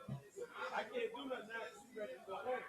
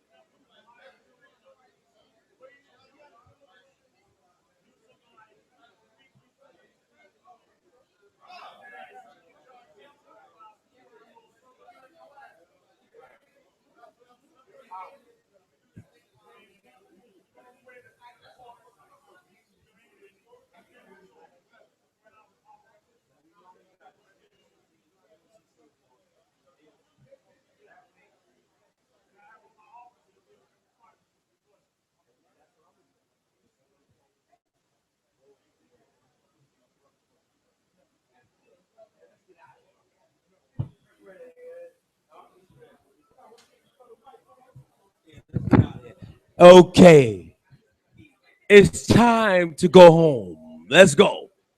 With Joel. Joel, can we go? Okay. Has everybody bought some food from the Benjamite brother Joel? Benjamin ain't playing. Y'all bought some food from Benjamin? Come. We can hear you, Israel. Come. All right. Has everybody bought some stones from the sister right here? Come. Nobody? Sister, who bought? As many, brother? 1, 2, who else? Who else? 3. Who else? Oh, the other brother back there. 4 brothers. Does anybody else want to buy sister stones from the sister? Come on now. We need somebody else. Huh? Maybe? Come on. All right. Hey, listen. Sister, you know Israel. They asking the prices. She's reasonable. Israel, let's go look at her table, man, so we can get this started. Come on, man. Let's look at the table. All right. Remember, the stones was in the breastplate of Aaron. It's very important. Now, just in case y'all think, Hasha talking shit. I know that's what y'all thinking. I know what y'all thinking. Look at my brother. Oh God. Oh God. I have a stone in my pocket. I didn't buy it from the sister, but I have a stone in my pocket. I carry this stone. I'm telling you. I carry this crystal on a Shabbat day. Okay, I do. And the reason why, because it regulates your body, your system, same as drinking water and all those other things. So I do. I am not promoting, I'm just saying the system, but I'm just saying it is what it is. So when we get back to our sciences that the Heavenly Father gave us, the Bible, it's funny, the Bible is not what you think it is. Most people think it's a religious book or secular religious, like, as far as denomination or whatever. The Bible is a book of science. That's the straight part about it. It's a book of metaphysics and mathematics. A lot of people they think the Bible, but that's what the Bible is. It comprises of all those things that's out there in the world. We don't realize, but we read it from a perspective of religiosity, and we're being taught by everybody else. And then as Israelites, we come in from the same vibration of religiosity. But it's beyond that. Because you can't read about being a priest. Because listen, let me ask you this. I'm going to ask all the men in here. According to the Bible, and not the AOC men or whatever. According to the Bible is this. In law, the law, all men are called to be what? A nation of what? Priests. Why? Because the Most High knew that he had other nations on this planet. So he needed one nation to govern the planet appropriately. For them to go ahead and pray to and say this and that. Here's my offering. So when we read about offerings, we get caught up in this just us. Think about it. Other nations had to offer. But we don't think like that. That's why we lost. So we go to every other nation for our supplies and our needs. You understand?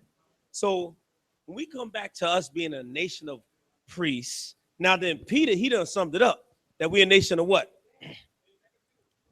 A nation of what? Say it. Oh, shit. When Simeon going, oh, come on, Simeon, say it. We're a nation of what? We're a nation of kings and priests.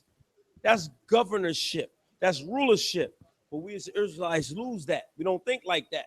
We say the temple is destroyed, so therefore we can't keep these high holy days. If the temple is destroyed, the people are destroyed. Because the temple has nothing to do with the building, it has something to do with the people. And we know that because the Most High said that even to David. The temple has something to do with the people. So if the people don't come together on the temple worship, we done. And that's the men. Con? Let's go home. Let's get this over with. See, Zion Lex, like, I got something to say.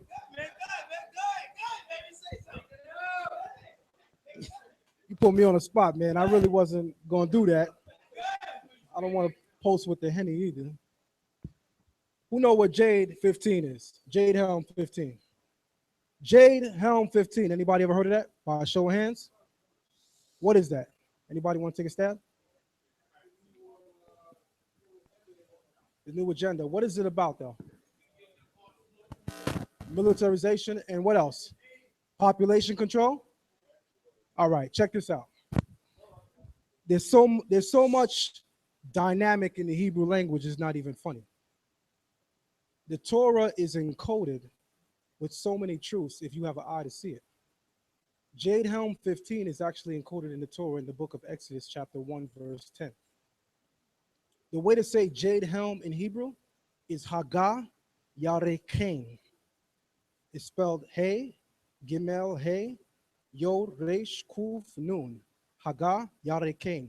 It has a numerical equivalency in Hebrew of 373, which is equal in Hebrew to and let them multiply. You remember when Pharaoh wanted to destroy all of the firstborn Hebrew babies, the males? He said, I'm gonna give it to you again. Remember when Pharaoh wanted to destroy all the male Hebrew boys? The argument that he gave was lest they multiply, correct? Well, that phrase, lest they multiply in Hebrew, has a numerical equivalence of 373, which is the same as Jade Helm in Hebrew. And lest they multiply is about what? Population control. The Torah is amazing, man. All we have to do is open it up and penetrate its depth, and so many things are revealed to you. It's not even funny, brothers. I didn't really want to do that. It's your event, man. Nah, it's your event, man. Plus, I'm having fun, you know, just taking in the moment, man. It's for you, brother. By a show of hands, how many people in here are familiar with our language? Hebrew.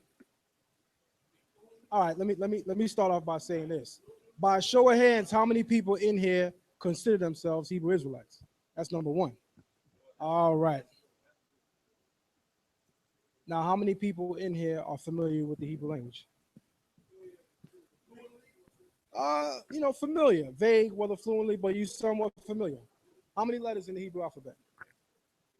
22 letters? All right, check this out. Check this out. Kemet boasts of the grand structures that they have. The most famous structure in all of Kemet is the Giza pyramids, right? And of all three Giza pyramids, there's one that stands out the most, correct? One of the things that was discovered about that pyramid is that it has so many mathematical truths in it that were newly discovered in today's contemporary history. One of the mathematical truths discovered about that pyramid is that throughout its design, you can see the formula for pi. What's the formula for pi? 3 point what? 3.14. And what is pi? It measures what? The circumference or the diameter of a thing, right? Okay, check this out. They claim, Commissions claim, that Kemet authors science. That if you want to understand science, you have to go into ancient Kemet. They also claim that there is no science deeper than the science conveyed in ancient Kemet. The most enigmatic science conveyed in ancient Kemet comes from the Giza pyramids, in particular, the middle pyramid, the biggest one, right? The most profound thing found with that pyramid was the formula for pi. And they bragged that this agreed with their creation story. Now I want to tell you something. How many days did the Creator say that he created heavens and the earth? How many days? Well, what did he do on the seventh day? So although there was 6 days of actual creation, how many letters in the Hebrew alphabet? 22. What's 22 divided by 7? 3.14. Hallelujah. Hey, yeah, that mean y'all don't know math. Y'all got to give a hand on that. That's math right there. That's math. That's why we got to realize that the Bible is the infallible book, textbook of mathematics, science, and metaphysics. Because we got to understand this. Like when you dealt with the Egyptian book with a dad, whatever book you want to deal with, what only book comes with numbers at the side of it? The Bible. Because we know that the Bible was written mathematically and physically, that it doesn't go comprise when you read it straight through as a book. You can't do that with the Bible, even to this day. So, you understand? Precept upon precept, what? Y'all are Israelites, goddammit. That's what I'm talking. You can't do that with no other book. So when you go to any other book, it can't flow like that because it wasn't written in that perspective. And remember, we wrote it like that through the Spirit of the Most High because we was under captivities. So we had to write it in a scientific way. So even when it got to the councils, the Council of Nicaea, the Council of Jamia, we go through all the councils. They had to figure out which book goes and which book doesn't. Huh? This is factual. Because let me tell you something about the Old Testament. What books was left out of the Old Testament in particular councils? Anybody know? What book?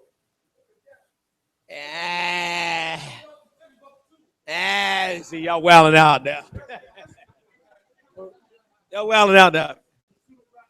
Right? The Pseudographica. And when you go there, and the Book of Jubilees, because remember, it dealt with sevens. Right? So these are books that had certain councils that they went through that they had to leave out and keep in. Same with what you would call the New Testament, which is no such thing as a New Testament. No such thing. According to the word and definition, there's no such thing. Huh? Because when we deal with who we call the Mashiach, he dealt with what? What is known as what? The law, the Old Testament. You understand? So there is no such thing as that. So when we see this, we get confusion through the understanding because the Most High brought forth laws, statutes, and what? Real simple. It's very simple to be an Israelite. It's simple to be Israelite. To be Israelite, you ain't gotta go. I gotta do this and that. Everybody, Fridays, you don't go to parties. That's the easiest thing in the world.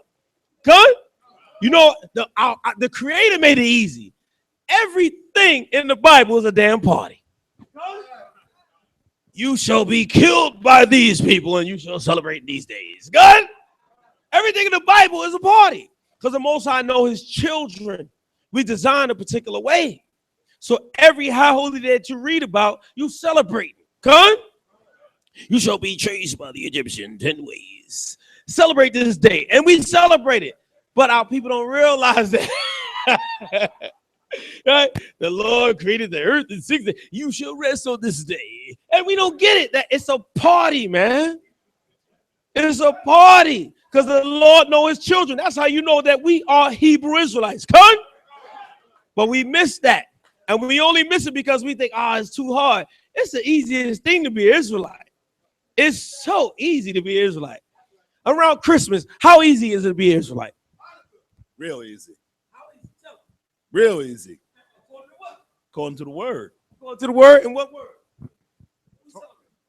Repeat the question again about it one more time. How easy is it to be an Israelite around Christmas? We celebrate Hanukkah, brother. We celebrate Hanukkah. Good man. Come on, man.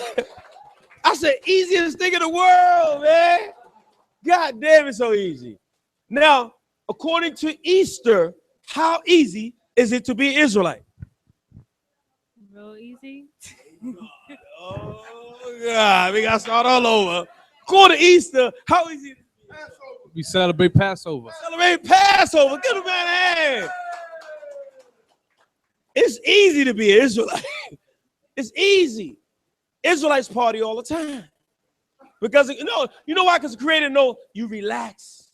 You release yourself, all your fears and your worries and woes. Huh? But our people don't realize that. So when we teach them, we got to teach them how easy it is to be an Israelite. You know what I'm saying?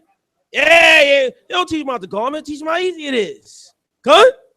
Go out there, listen, you can have a good time. Oh, you go to parties on Fridays? Yes, I do. Oh, listen, I love my Fridays, right? So what you tell them is, look, come to Sabbath service. Come. Enjoy yourself on the Sabbath service. Hear the word, what happened, boom, you celebrate, boom. You know what I'm saying? Sister's supposed to make the challah bread, right? You had a little wine, right? Everybody celebration. That's the spirit that we got to come back onto. Come.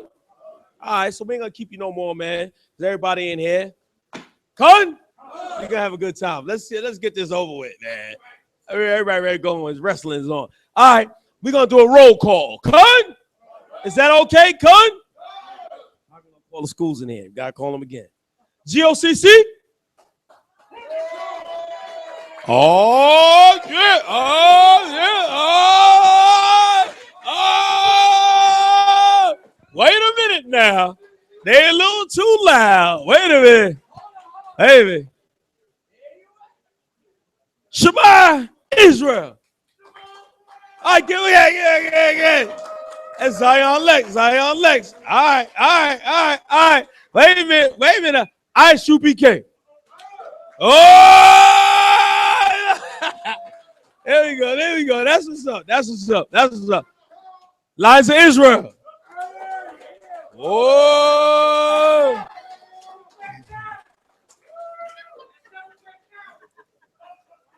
HOI. All right. That's what's up. AOC. All right. We in here. Wait a minute. The real question is Israelites in the house? That's it. That's all you gotta ask. Israelites in the house. Good? Cain? I did that for Zion Lex. Right, Zion? Wait a minute. We got a war going on. It's the Northern Kingdom in the house. Southern Kingdom.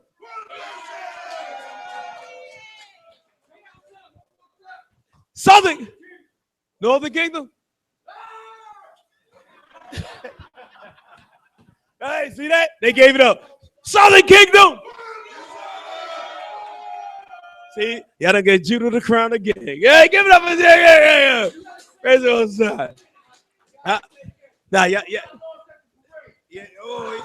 Yeah. It is coming up. What's that? The 14th? Oh my God.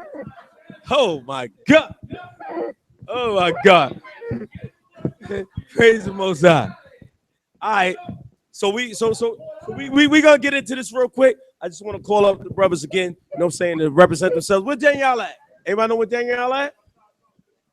Somebody call Daniela. Man. We'll call the brothers up so we can start this in the bread. Trust me, I'm going to go through it fast. I'll leave all this other stuff. He got the way he working out, right?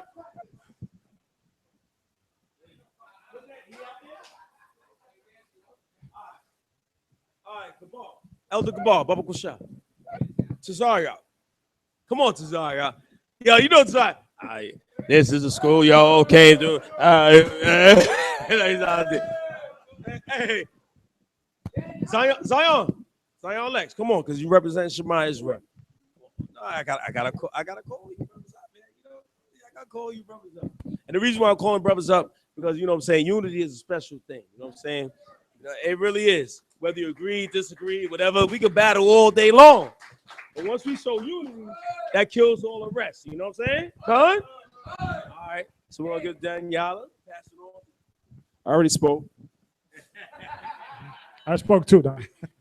I want to also give a quick announcement. Brother Ironwood Stop, and who's the other brother who's doing it with you? Malak they're actually going to be doing a presentation soon. They're going to be teaming up. They're going to team forces up.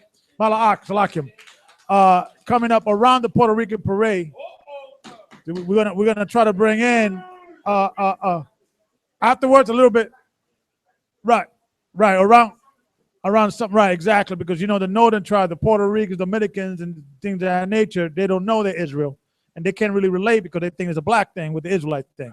But now we have to show the history, and these brothers are going to do a PowerPoint presentation to show that the Israelites within the northern tribe, they have a lot of history and a lot of evidence to prove who they are. And there's a lot of words like Peru, Borinquen, all these words are Hebrew origin words. So the brothers are going to bring that out. So I just wanted to make that announcement.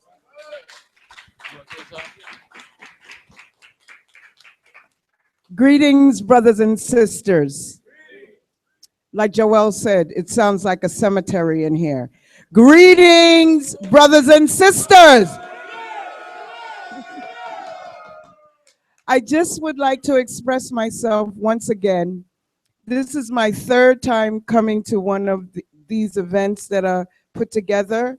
And I want to tell you, I really, really feel good to be amongst my brothers and sisters.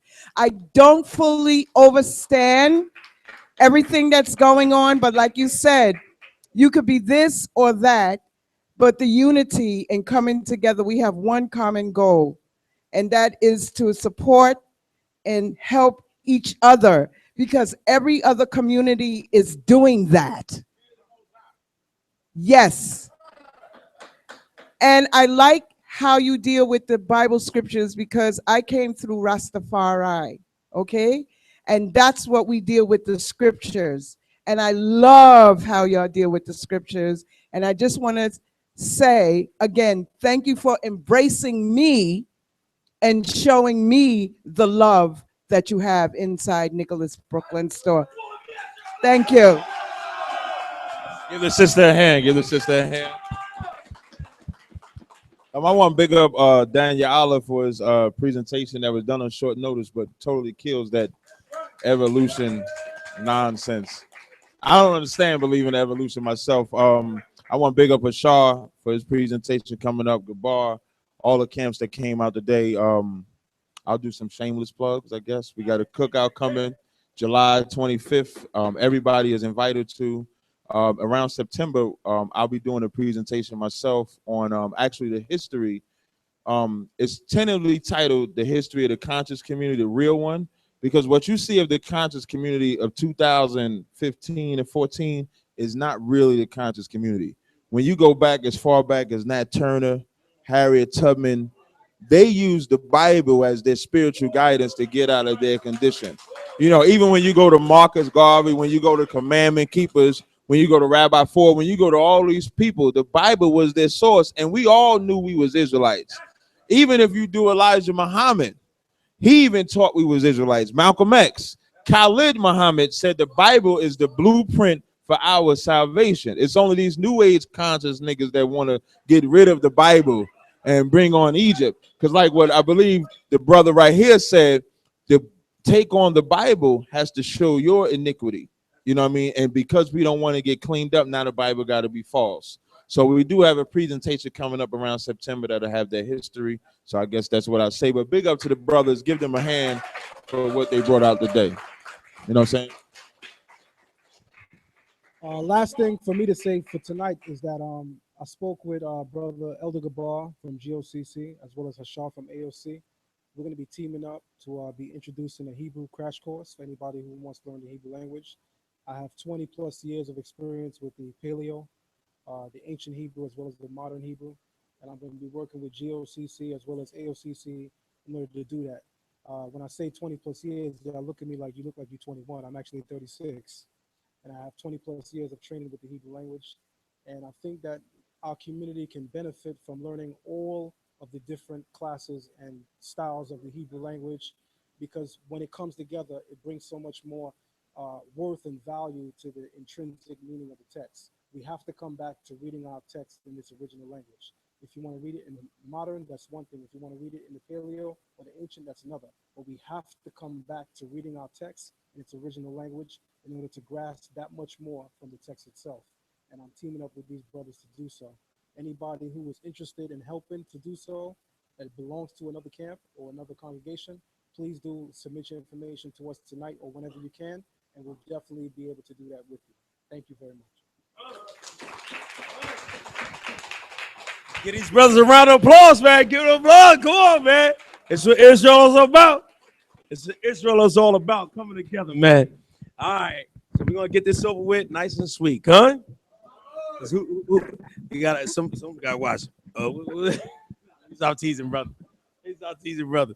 All right, come on, Melanin. Let's get this started, man. We're going to get this started. We going to get this started. Okay? I'm going to move this mic over here. You got to watch it. You can sit over there somewhere because we got to get this started. We got to get this started. Okay.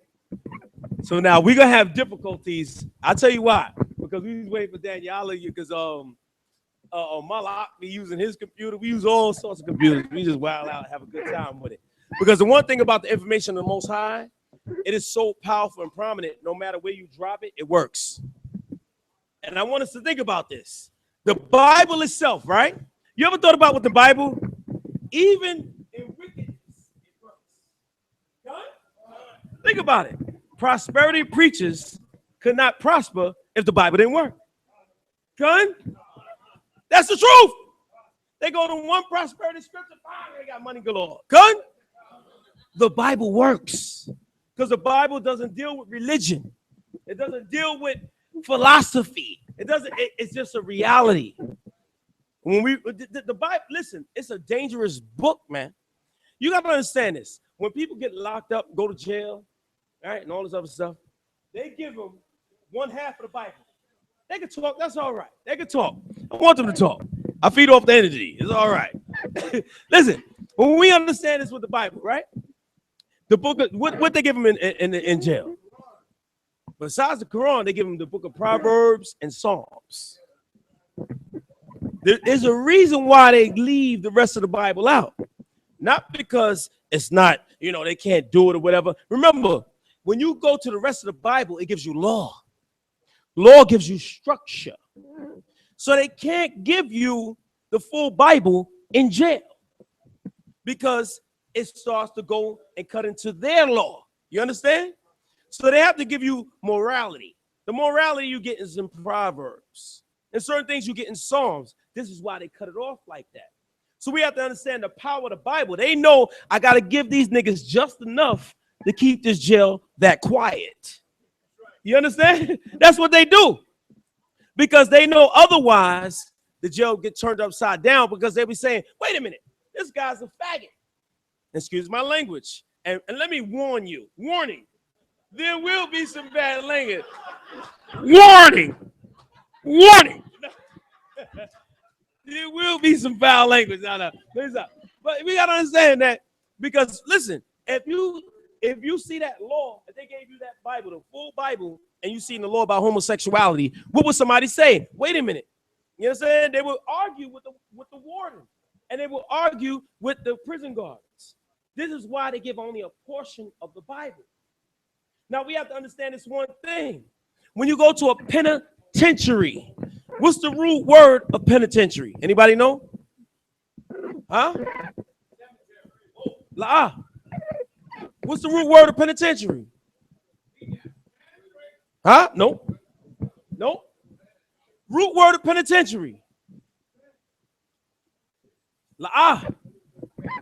I'll give it to you. Penance. And penance deal with repentance. This is why in ancient times, or I wouldn't even say far ancient times, what they used to do is this. They would give people what they would call, what we see, carpentry jobs and so forth and so on. So whatever they did, they would become new people when they came out of prison. That's why they went to penitentiaries. And the people that ran ancient penitentiaries, that were people that ran the Bible, that dealt with the Bible. That's what prison is about. You understand? So what we see nowadays, that's not real prison. They don't deal with penance. They don't deal with repentance. They don't deal with that. That's why they deal with punishment. So when they see somebody having sex with somebody, they give them more years. No, he don't need more years. He need punishment and lashes to understand that you don't do that. as a man with another man and a woman with another woman. Con? So when we understand this system is set up and designed for you to go against God's laws all the way through. But they know that they have to have a certain semblance of God's laws in order for you not to go too wild. So they have to give you the book of Proverbs. They have to give you the book of Psalms. So you don't go too goddamn crazy in prison. And we could prove this because y'all think, you're talking trash. You're talking shit. Listen, we got a brother in our camp that was what? He worked in the prison system. Ain't that right, upon Ariel? Raise your hand so they know. Okay? In Staten, what prison you was in? I worked in Sing Sing and in Arthur Kill. Arthur Kill's in Staten Island. So you understand that it's a design how to keep our people to continue to be criminals or criminally minded.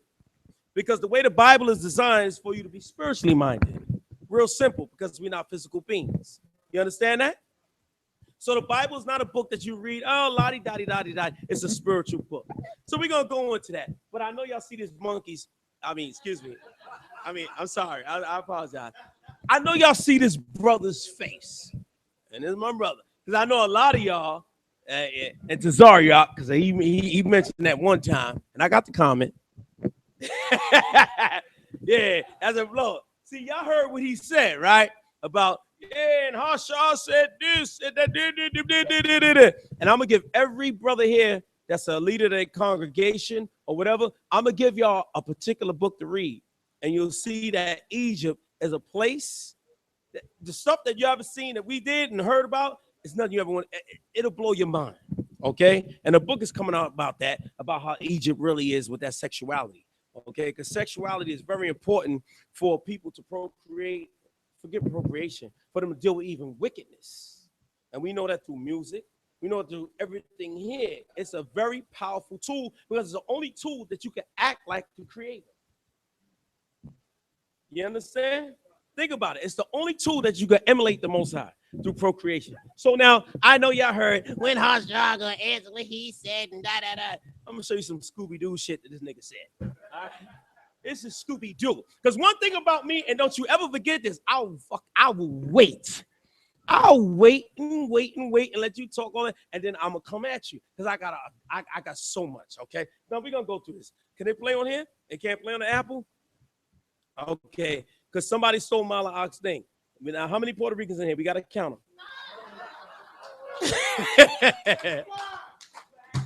I'm sorry. I apologize. But anyway, no, they did steal it. I'm telling you, they did steal it. I'm telling you. He will tell you they stole it. And we came in. I'm sorry, Awanya Sop. I'm sorry. No, but we can't see. But see, this is how we think. You got to come prepared. You got to have your double, your backup. So we got the Apple and we got the other backup. Somebody stole, one of the Puerto Ricans stole his other thing. So we just go in. Oh, you found it? You got it? See, look at that. See, he don't play. He don't play. All right. So now you see right here, he talks some nonsense about, and Hasha said about the semen and all of that. Now I'm gonna show you how he fooled the people. He fooled the people under certain guises. The first guise that he fooled the people with was with the language itself. Because he went and showed them. He said, look, here, I don't find it. You got to just go past it because we know we can't play the video. Now watch what he did. It's so evil and wicked. And I laughed. I said, this guy's corny. You know why? Because this is hieratic script. This is not metonetta. Now, when you go to that video, and if we could have showed the video, he showed the people metonetta. Now, understand this. They translated it from the metonetta later. And he only showed them 2 pages. This right here is written in German, number 1. Number 2 is over 60 pages. Okay? So whatever he showed the people that day, you hear this, Cesaria? Because you did bust your shots, brother. You know, what he did with this, he showed the people 2 pages, and he showed them metonetta. This is written in German. And it was first translated in hieratic script. So when they said that they drink semen, it's in a hieratic script. Period. they drank semen. Period. You can't go beyond that. Now I challenge him any amount of dollars he want to put up, any place he want to go to show me otherwise from the hieratic script, because it was translated from the hieratic to the Melanin, and they did not do the full 60 pages. That's factual. I ain't making that shit up. You know why? Because when I go to battle, I'm thinking of war. You understand that? So he says something from a battle perspective. I'm dealing with war. Okay? So now understand it. Go on. Let's go on. Let's see what happens. Here we go. Hieratic. That's hieratic script. Hieratic script. And all these pages in hieratic script are 60 pages. Keep going. Just keep going. So they can see that. Keep going. Just keep going. So you can see no Melanin here. So now we see, for a man to be among the living is between the cows of Geb. I will escape thence, and Geb will be purified. May he give me his crown, may place for me his ear of corn, which is upon his mouth. His what? I can't hear y'all. His what? His penis where? Now, wait. God damn it. There's no way that you could be an heir of anything. Remember, an heir means that you're going to inherit something. Cut? So why is it his penis between the buttocks of his son and heir? So now this is two people. It's not one person. It's two people. This was the heir and his son. So now remember, this was translated from hieratic script, not metuneta. Don't let nobody fool you with this garbage, man. Go on, Lord. Come on. So now it says, and see, and y'all can look this up for yourself. This is what it says, if there be made a slaughtering against me and a rebel festival against me and a striking of horns, then will I swelling occur in the eye of Jer, right? Then I will swallow for myself the penis and rod. That's bull. That's some garbage, man. That's garbage. And I only go to that garbage because one thing that he did was showed people a German understanding, right? This was written in German, right? And they took it from the translation of the hieratic script. They did not use Melanin. And he only showed 2 pages. Said, I don't know what y'all talking about. Where's it at? Because it wasn't in Melanin. It was a hieratic script and then translated later. This is factual. Go on, Lord. We don't need that. He didn't touch that? Good, so keep going. Okay, so now let's deal with this brother. I love all of Israel. Con? Like we should. Con? But one thing about Israelites, they fail to realize that Israelites study and we listen because we love our people. Con? We ain't hustling no nigga for no dollar. Con? No land. Con? We don't hustle because you can't hustle the word of the Most High. Now watch this. Ancient and Modern Hebrew Class 1. Now, I can't make this up. You look it up on your own. Genesis 1, watch this. It says, and this is this brother's sight. Now, let's see what he says. What is pathetic? Now, this is something that he wrote to somebody that went against him, saying that he was not a Hebrew. Now, go on the site. It's still there to this day. This is what? What is pathetic that you foreigners have no right to claim a language that you are not linked to by blood? Why is he talking about our language when he goes against it when he talks to Tazariak? Huh? Furthermore, I am no American Jew. Even more pathetic is the fact that a non-ancient Hebrew by blood trying to set a pale Jew standard for a true ancient Hebrew speaker. He called himself a true ancient Hebrew speaker. So why is there any debate against Hebrew Israelites? Huh? Y'all can look this up for your own. It's on his own site. So he says what? I am Igbo, Judaism, and its language comes from us. Ask questions first or move forward. That's on that brother's site.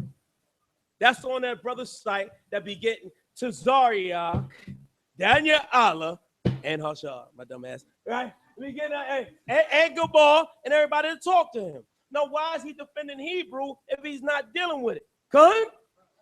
This is just ridiculous. Go on there and you'll see it.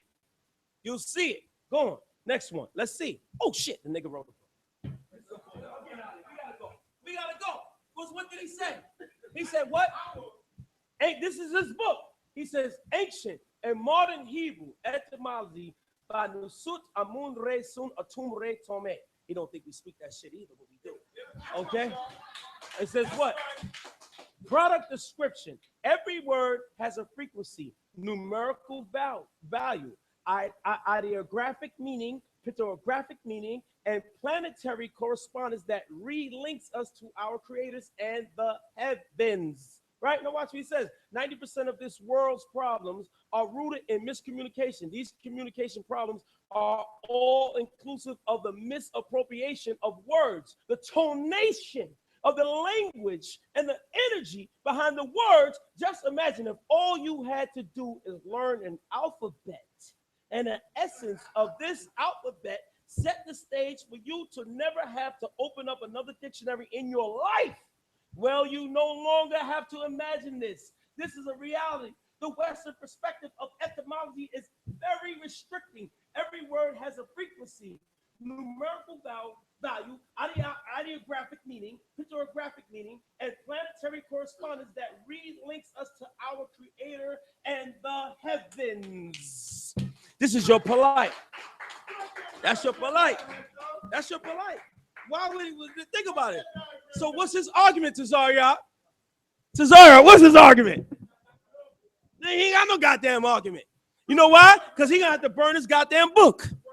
And this is part of his book. I'm the wrong fiend. 300 books. This is part of the book. He got to burn this thing. He got to burn it.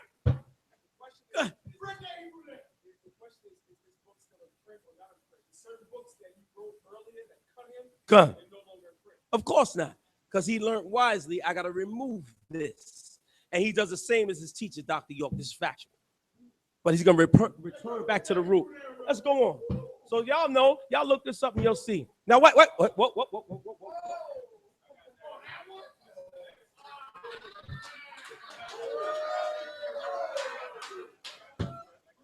Let's wait. Now notice, he goes against everybody. Now, mind you, it's two things that niggas do. When somebody gets drunk and sick, they go, oh my God. They don't call their mother. There's no they call their mother. They have a Jessica. They call their mother. Janice. They don't call their mother. They call them. Right? We know this for a fact. They get into trouble. Who they call on? Both sides. Go ahead. Now forget that nigga. Let's see what he do. Listen, wait. We got to put that on speaker.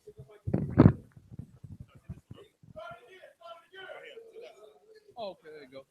Well, I want this nigga ever. You got to sorry or anybody in the meeting saying, let's talk about the Bible. Can't. Yeah, Mike. Come on. Here we go.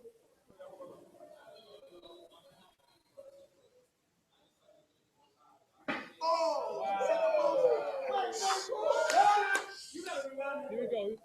He said he liked to thank the Most High. Hold on, let's go back.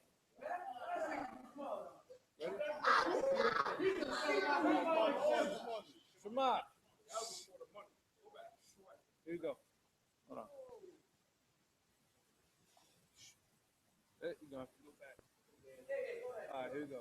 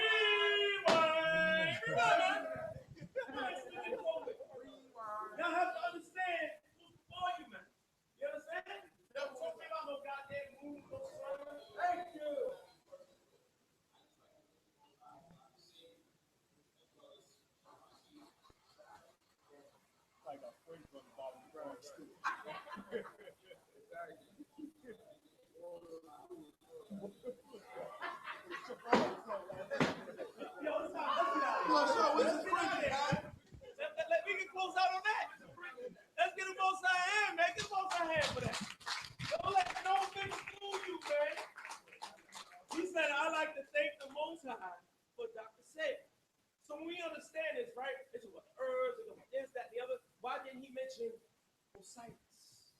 You understand? Anubis. Think about these things. Don't let them fool you come in with some new shit. You understand? Because what? Excuse me. Because when you look at Israelites, we stay steady. We talk about the Most High, the Yahushua. We talk about the Lord's statutes, commandments. Come? So we don't come new. You can't catch an Israelite. You said the earth was made in 6,000 years. I don't know. You can't catch an Israelite. Come? So this brother right here is done. He's finished. He's over. Come? Go back to Shaka, man. Because he says he's stupid. Get him out. We can't play the video, but we're going to go back to that flowers wearing this. And I'm going to tell you why. We're going to go back to it. He said something that was wicked as hell. Go back. That is a blouse. That is a blouse. And I see a sister over there, but what would you say, nigga? Come on up to the business. Come on. Show you something. Because when you go to this video, right? He said one thing about you beautiful sisters. He said that y'all was stupid as hell. Israelite women was the dumbest people on earth. Blah, blah, blah, blah, blah, blah, blah, blah, blah, blah. You take this. It's going to come to your head. I'm going to ask you to do something if you can. All right? I'm asking, sorry, Lord. I'm asking you to do something if you can. Because one thing he said about Israelite women, that y'all was dumb. And y'all was stupid as hell. All right? But don't worry, we got some. These people want to challenge him. We got to have a woman challenge him. Okay? And the shit that he know because he ain't graduated, whatever. All right? He's a dummy. You know what I'm saying? Matter of fact, you know what? Let's go into a language. Let's see. You know what? Say the Lord's Prayer in Aramaic.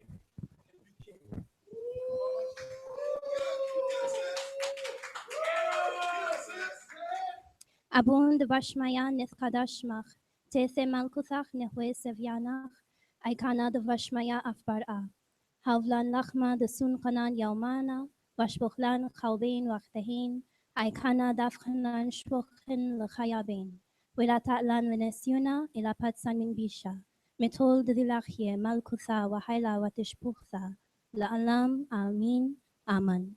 Wait a minute, whoa,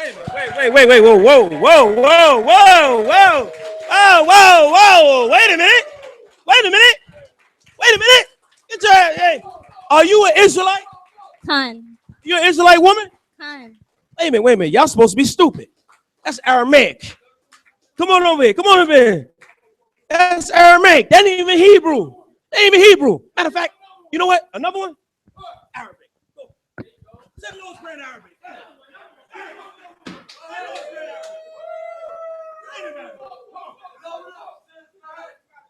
I'll say the first line or two.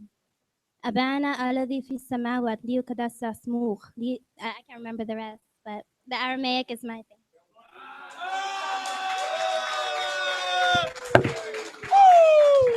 Praise the Most High, why Yahushua. Come on, man. Israelite women are not stupid. They are not dumb.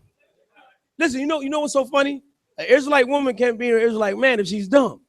Because you know what the brothers say, hey, they study this. You know, brothers always question them, Gun. We always getting at them, Gun. So this fool here, and she did have the same blouse. She did have the same blouse.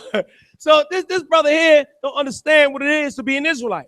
We've been trained to study our culture and our language. And one thing that we can offer beyond a Kemetic community is culture through what? Language, dress, gun, and what we talking about. And the government, they can't offer that. I want to see that. They can't offer that. Gun? So we have to remember this one thing, man. We stand strong through the Spirit of the Most High. Gun? Let's move on, man. Let's move on, man. Let's move on. Huh? Yeah, that blouse was fly. All right. That was nice. I don't know where you got it from, but it was nice. Man, skip all this, man. Hey, you see all this we skipping? All this that we skipping right here was stuff that was go to let them Egyptians know that Israelites ruled in Egypt, number one. Number two, that they borrowed things of our language. Okay, this right here, this was a video. Y'all can go and type this video in, where this woman goes to the very tombs. Don't ever in your life let another Egyptian or Kemetic brother tell you Israelites ate their babies. Don't never let them tell you that. You ate your babies. Then we got to explain it. Well, you know what? You ain't got to explain that spit. And I'll tell you why I ain't going to explain it. Because when you go to this, Egyptians ate their babies. That's factual. Okay? They ate their damn babies, man. So when we understand this, every culture went through a certain period of time where they had to go through certain things under another culture or another people. You understand? We as Israelites, you know why the Most High didn't allow us to have a homeland? Because there's no need for a homeland when the earth is yours. Come? No need for that. We don't need to claim Egypt. We don't need to claim Israel. We don't need to claim all that. Because the Most High tells you in the scriptures that the earth was created for what? For our sakes. And that's factual. So you ain't got to get caught up in all of that. Now, we did come from a particular region, but the whole earth is ours. Huh?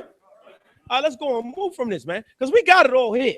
We got it all here. Nothing but daggers and bombs and all that stuff they went to talk, Semitic on the wall. See, this is Unis, where it tells you in that very place where they drank semen. It's right there. Why wasn't that in his book? I think so too, brother. That's crazy. That nigga just be wilding. That's Igbo, right? Skip all that, man. Skip all that. We going home, man. We going home. Skip all of that. Skip all of that. We going home.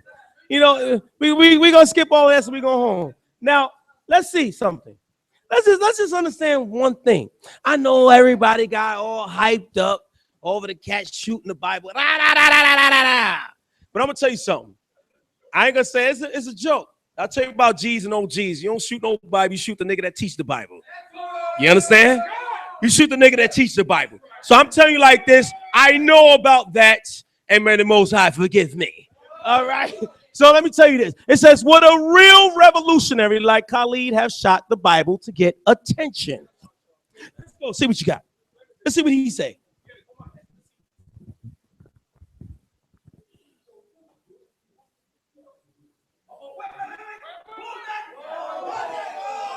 Oh my God. He said, this book, we have to what? Be careful with it. No, we got to say that again, man. This book, we have to what? Be careful with it. Got to be careful with that, man. Don't let these niggas grab your book and say, that's a fairy tale. You sure? Are you sure? Let's see. Come on, man. Come on, man. Go ahead. Oh.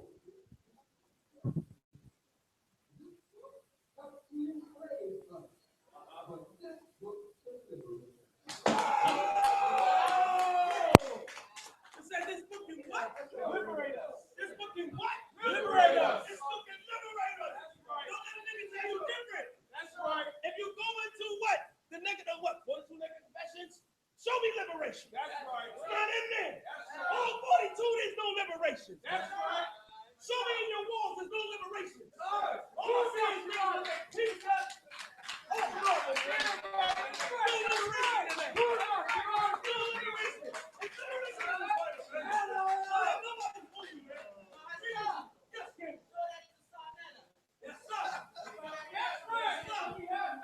Here we go, Shemai.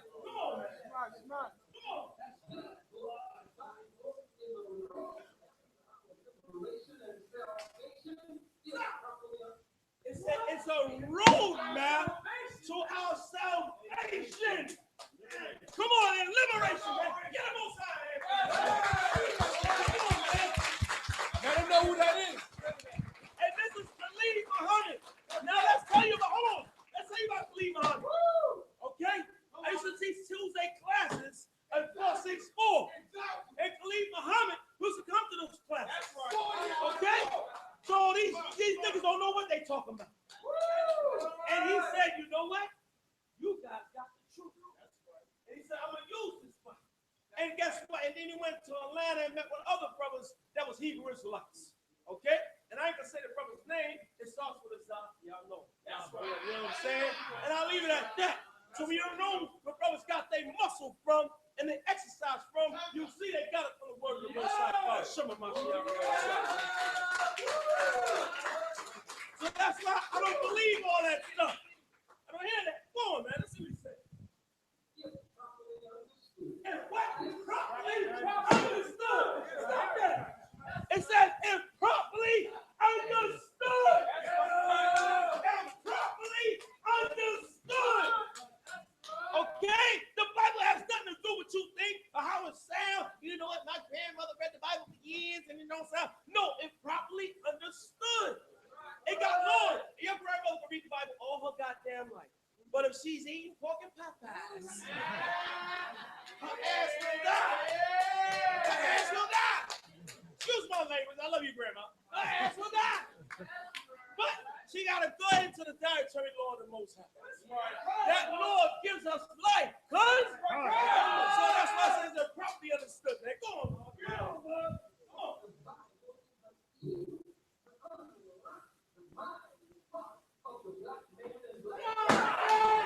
Stop! Stop! Oh my God! It said it is a key to unlock the hearts and minds of black people. No, wait a minute. Wasn't he a Muslim at that time? Huh? Huh? Huh? He's a huh? He didn't say the Quran. Nothing wrong with that. So understand this. A lot of brothers don't understand when you read the Quran, you're reading the book of Jubilees, okay, and the book of Jasher. This is factual. Book of Jubilees and Jasher that was taken out the Bible. Not during the Council of Nicaea, but the Council of Jamia. Okay? So they understand. We know about this. Okay? They understand this. So these are our books, but we got love for them. Okay? So when you understand this, the Bible can't be played with.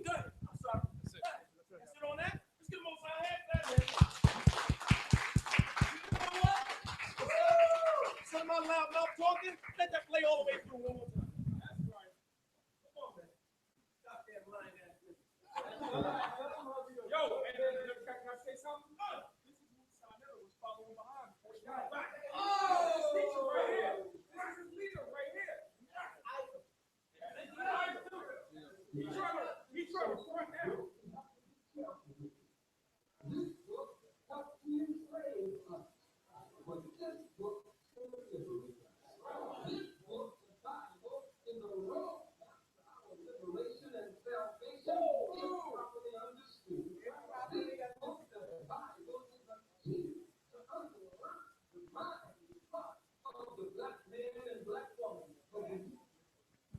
See that? Let's get them on side. He said they can't hear it. Look. He said they can't hear it. Tell them to play it again. Play it again. They want to hear it.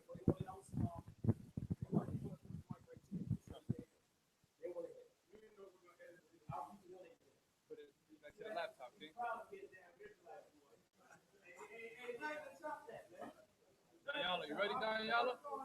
You ready? Put the phone here. All right. So this book, you have to be careful. This book helps you enslave us. But this book is liberating. This book, the Bible, is a road to our liberation and salvation if properly understood. This book, the Bible, is a key to unlock the mind and thought of the black man and black woman. That's it on that. So check it out. When you understand this whole vibration, right? Remember, everything that our forefathers and foremothers did, they did all through what's called the Bible. Don't let nobody fool you, man. Even if your foreparents read the Bible and they read it wrong, still things came out correct because you're the product of that correction. You understand? You're the product to change it and mold that whole song to another level. But we don't even realize that. That's how powerful the Bible is. Even if you think that it's garbage, you think it's this, that, and the other, it still works. That's right. You gotta understand there's no other book that works that more fundamentally. Think about it. The 42 Day Confessions don't work that way. If you think about the Mahobharata, that's that Sanskrit book, it don't work that way. What works that way is the Bible. It works. So when you put it into proper perspective, it goes on to a higher level. Why do you think that they don't mess with people teaching out there in the street? Because the Most High is behind that. Why do you think when you dress outside of the uniformity of life, you got on the fringes, you got on all these things, and you out there in the street, and what happens? What happened?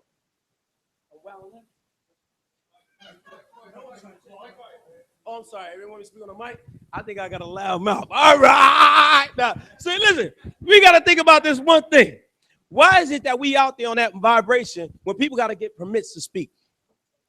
You don't need a permit to speak out there when you speak the word of the Most High. Brothers just set up. Let's go to this. Let's go over here. We set up. When you get a permit, that means you need permission from your damn enemy to speak against it. We don't need that. You don't need that. You go out there and speak the word of the Most High. That's power, and they recognize that power because we're not speaking the Bible according to how they conform it and teach the people. You understand that?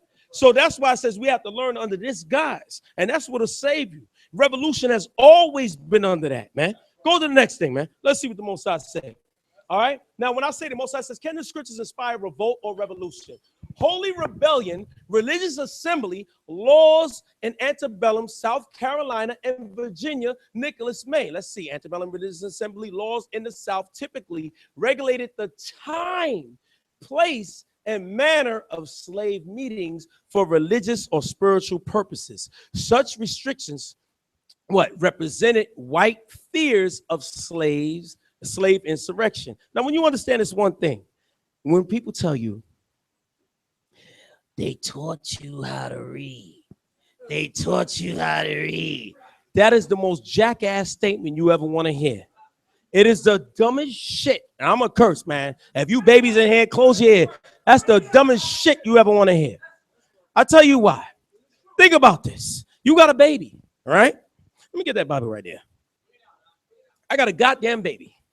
And my baby can't understand none of this. And I give it to my baby. What do I fear? She can't understand it. Come on? Baby don't understand it. So I don't fear that. So now if the black man, so-called Hispanic man, woman and child couldn't understand the language that you would call English or the Bible itself, why do I have to take it away from you? If you can't read. You understand that? You got the common goddamn sense. It's common sense. You don't have to figure that out or argue. Here it is. Nah, you know why they took it? To read that part to kill me. That's what that was about. That's what that was about. I don't want them to read the killing part. That's what that was about. Because you could read English because English is a bastardized tongue from all other languages that you taught them in Europe. That's factual. Because remember, when you go back to the Catholicism, when they set up the slave trade, they had to go through Europe. And when they went through Europe, they went through England. When they're through England, you were the one that taught them that language. Does anybody know who taught the Russians their language? Anybody? Give me a name. Call it out, Hebrews. Call it out, Hebrews. Alexander Pushkin taught the white man Russian. Let's get a Most High hand for that, man. God damn it. Let's not play around. So when we understand this, how is it that the white man, he didn't you could read the Bible? No, you understood the language. He didn't teach you this. What he tried to mix and teach you was the love part of the Bible. To love him. Why do he want you to love him? Why? Because he knew what he did to you. So he blocked every goddamn thing out. And the main thing that they taught in slavery was the parts about loving your master. That was the main thing that they taught. And why did they teach that? Because they knew that, okay, and the children born from slaves that came over from the slave trade would obey that. And they obeyed that through a lack of understanding that that was speaking about us. Because why? Why did not the slave master speak about if you knock out your damn slave's tooth, you got the gun and let his ass go. Or cut his foot, you let him go. That's in the law. Gun? But they never spoke about that. You understand? So you can cut and destroy anybody telling you otherwise about these scriptures, man. So when we see this, revolt always dealt with understanding the Bible. Now, I only mentioned all of that googly got to say this. Our people knew the Bible before it was even written in English. Because they knew the Hebrew tongue. They knew the Aramaic tongue. They knew the Amharic tongue. They knew the Arabic tongue. They knew all these tongues in which the scriptures was translated from. So when you understand that, they knew who to deal with and how to deal. Okay? So when we understand this, All of this is just garbage. When they talk about the book was given your hand, go to the next one, man. Go to the next one. Let's see. Let's get to some revolution, man. Let's see what happened. Because why is it? Let's go. What inspired Nat Turner? Huh? Now, if Nat Turner didn't understand, or his grandmother and his mother and all the mother didn't understand the Bible itself, then why would they do this? A synopsis. Nat Turner born into slavery on October 2nd, 1800 in Southampton County Plantation. Let's go on to the red part. It says, as a small child, Turner was thought to have some special talent because he could describe things that happened before he was even born. What's that? A prophet. Huh? That's prophesying. The word prophesy means to tell before. So he's a prophet. So how could he know that? You understand? So what? So some even remarked that he surely would be a prophet. Now, wait a minute. If our people learned the Bible from the white man and all this other stuff, then why the hell would they use this terminology that he would be a prophet? You understand? They use this terminology because they understood where their forefathers and foremothers came from and everything that was given down to them. So it says what? According to his latter confession, his mother and grandmother told Turner that he was intended for some great purpose. Now, I stopped there. Who told him this? His what? His mother and grandmother. That's why the 21st is very important. You know why? Because Jacob, who told Jacob he was going to do? His mother. You keep going to every situation. When you want to go into the New Testament, Yahushua, right? Who do the angels talk to? The mother. You understand? It's very important because they go through that aspect first in order for things to take its place. You understand? To take form in a physical level for it to happen. Come? So when you see, we know that this is reality because this always happened, right? That he was intended for some great purpose. Turner was deeply religious and spent much of his time reading what? The Quran. 42 negative confessions. Book of Osiris. He talked to polite. No.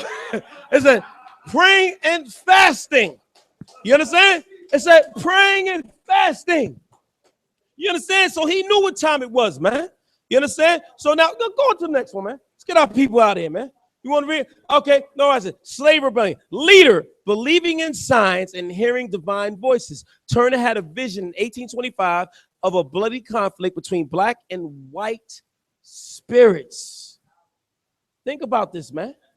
Okay. So he says what?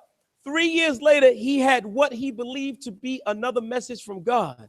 In his latter confession, Turner explained the spirit instantly appeared, okay, to me and said, the serpent, he's going back to Genesis, okay, was loosened and Christ had laid down the yoke he had borne for, oh my God, for another sign to tell him when to fight.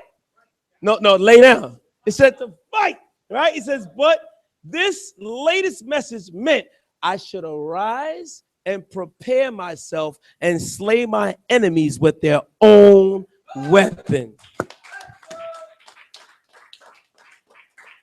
I'm only going like this because I'm trying to understand this one thing. It was the Bible that inspired this man.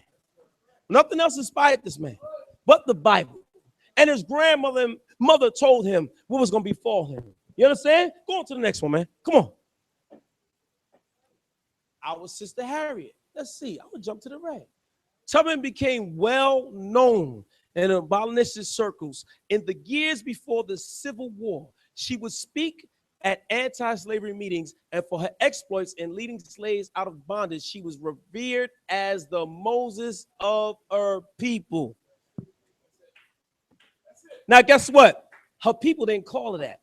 It was the goddamn white man that called her that. It was the white man that called her Grandma Moses.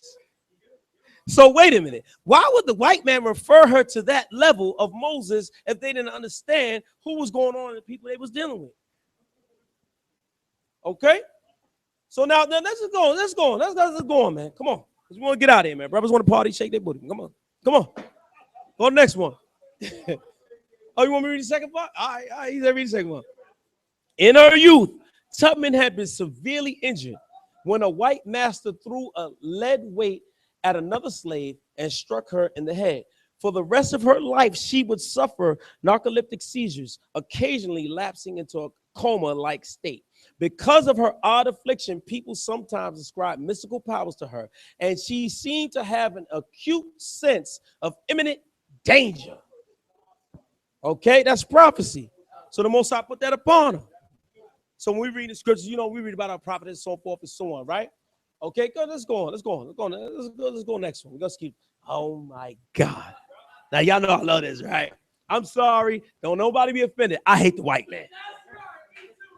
I hate the white man. I'm none of those Hebrew Israelites that's gonna stand there on.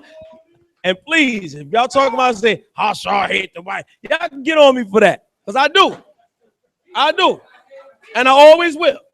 You understand? Now, this is not an old picture, man.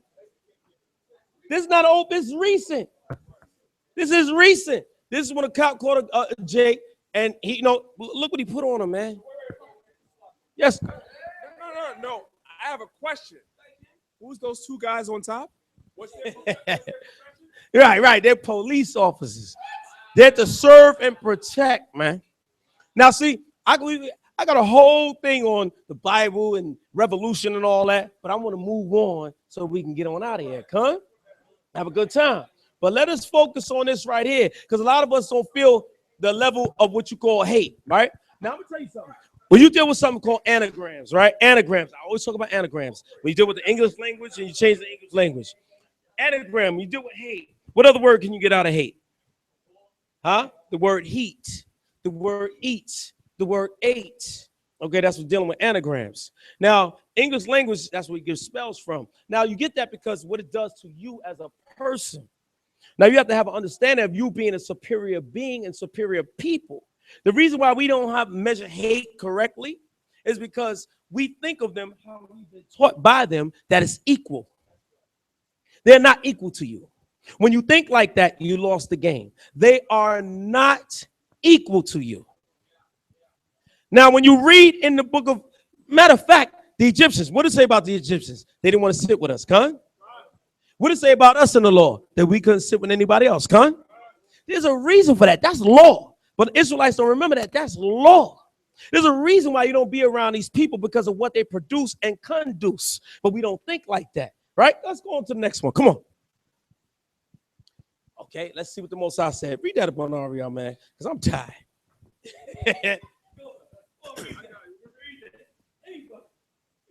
got it?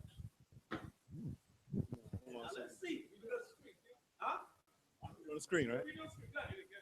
And the Lord said unto her, 2 nations are in thy womb. 2 nations are in thy, two. A lot of people don't realize the science. They get caught up in how can this be? How can that happen? 2 nations are in our womb. 2 nations are in our womb. Read on. Come on. And 2 manner of people shall be separated from thy bowels. So it says manner in how they will act. Okay, so it says what? Separated from thy bowels. Come on. And the one people shall be stronger than the other people. Now, a lot of people think, oh, you can go to physical traits and so forth and so on. It's not even physical. It's how you design by the Most High coming out the womb. This is factual by science. We're going to prove that. We don't care. And the elder shall serve the younger. Come on. Go to the next one. Thank you, sir. I appreciate that. Go ahead. Next one. Now, let's see. Yes, man. Wa alaikum shalom. All right, Most High bless you. Most High bless you, sister. Now you see this? This is facts. Now let's see these facts. This is a black family. They produce a white baby. That's going to Genesis. Going to Esau. This is factual. It's a black family. That's one black family. And this is not an albino, by the way. Because I want to show you what an albino is. It's not albino. Now, here's another black family. Because they questioned these women to see if they slept with somebody else, and they found out DNA is connected to the father. Okay? So now we see this. Now, here's another Nigerian family. This woman had all these little, that's just doing albinoism. Now, we're going to find out that these are recessive genes. All right? Now, here's a Dominican family and the Dominican Republic. Okay? that also produce a white baby. So we have to ask ourselves, is the Bible real? The Bible described in the book of Genesis that 2 manner nations in thy womb. Good? So we understand the Bible. Nobody can refute what the Bible said. Because you hear niggas, how could that be? That don't make no sense. You niggas is crazy. Right? 2 black men. But this is what happens to a recessive gene. Go to the next one. Come on. Now here we go. Superiority versus inferiority, dominant versus recessive genes. We have a dominant gene, right? Now, just go to, I tried to make it baby easy because you can absorb easiness, right? I just tried to do it real easy. Israelites don't know science. We're going to go to some science. Now, when you see BB, right? This is a prominent allele gene. It's dominant.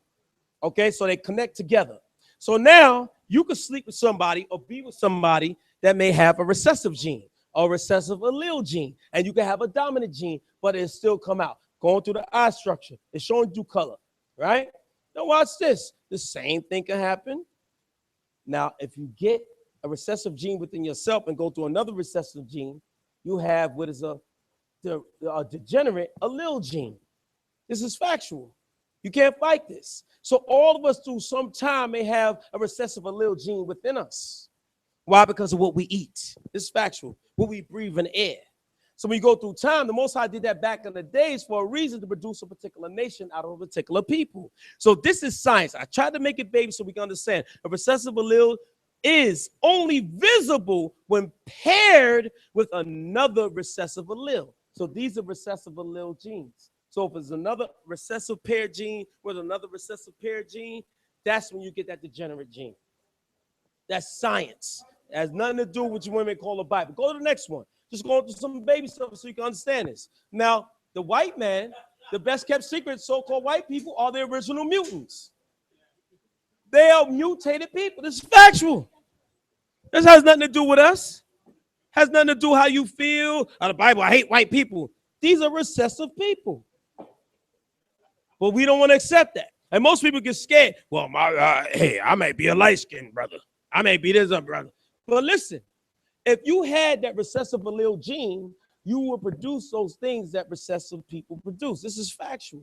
So that's why when you deal with the color brown, it deals in all different shades. You have your sand brown to a deep dark chocolate brown. This is factual. And it's how the Most High made it. Go to the next one. Go to the next one.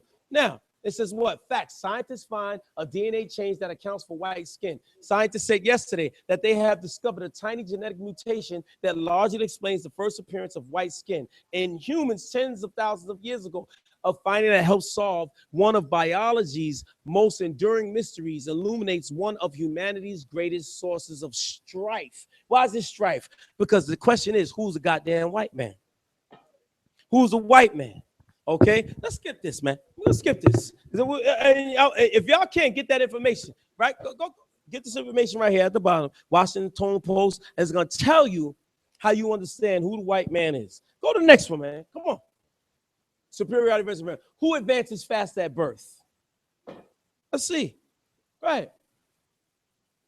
Okay. Characteristics of the sensomotor stage. The first stage of Piaget's theory, this was a woman, lasts from birth to approximately age 2 and is centered on the infant trying to make sense of the world. Object permanence. According to Piaget, what object permanence means is this, according to things that you see physically. Now understand this. Remember the first thing that I showed you with the allele gene? If you have blue eyes, green eyes, gray eyes, which are recessive genes that come together, what happens? It's hard for you to see what a permanent object is, and you can't put it together. What Black and Hispanics have is called sensory skills. Sensory skills, we know just by shape of an object what we can do, just by touching certain things. Just like when a child touches their mother, they know through the softness of the mother, just know that that's mama. This is factual. The smell of the mother, that's mama. The hardness of the father, that's dada. Okay? This is science. And I'm going to skip all this science so we can keep it moving. So y'all can look this up for yourselves. Go on to the next one. Come on, go to the next one. Come on. Sensory as secondary circular reactions. Now, they tested babies. Now, this is way back. They did this because what they wanted to do was separate the children in schools because they said that we can produce faster. So, but this woman went and made a report, said, no, wait a minute. She tested Black and Hispanic children and seen throughout sensory skills that we produce faster and move faster than the other children in school. Okay? Go to the next one. Come on. Let's see. Facts. In 1965, a larger study was conducted. Now, they made a larger study from that other study, right, by Nancy Bailey. And look this up. For the Institute of Human Development at the University of California. Investigation involved over 14,000 babies. Right, watch this. It says what? Babies from 1 to 15 months in age. She reported that all babies scored equally on mental measurement. Watch this. But Black babies scored higher on motor scales when compared with the white infants. In other words, again, movement. Movement. Crawl faster. Stand up faster. Okay, rhythm. That's what rhythm is about. But most of our people don't realize this. So you are different. You are superior. There's no question about that. Go on to the next one. Come on. Let's see it. Now, this is where you can get it from on your own. You can get it on there on your own. Go to the next one. Let's see. Okay, white genetically weaker than Black study finds.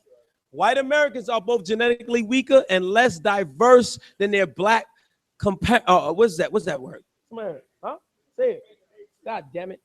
Compatriot at Cornell University-led study, right, finds analyzing the genetic makeup of 20 Americans of European ancestry and 15 African Americans, researchers found that the former showed much less variation among 10,000 tested genes than did the latter, which was expected. Does anybody know what that means?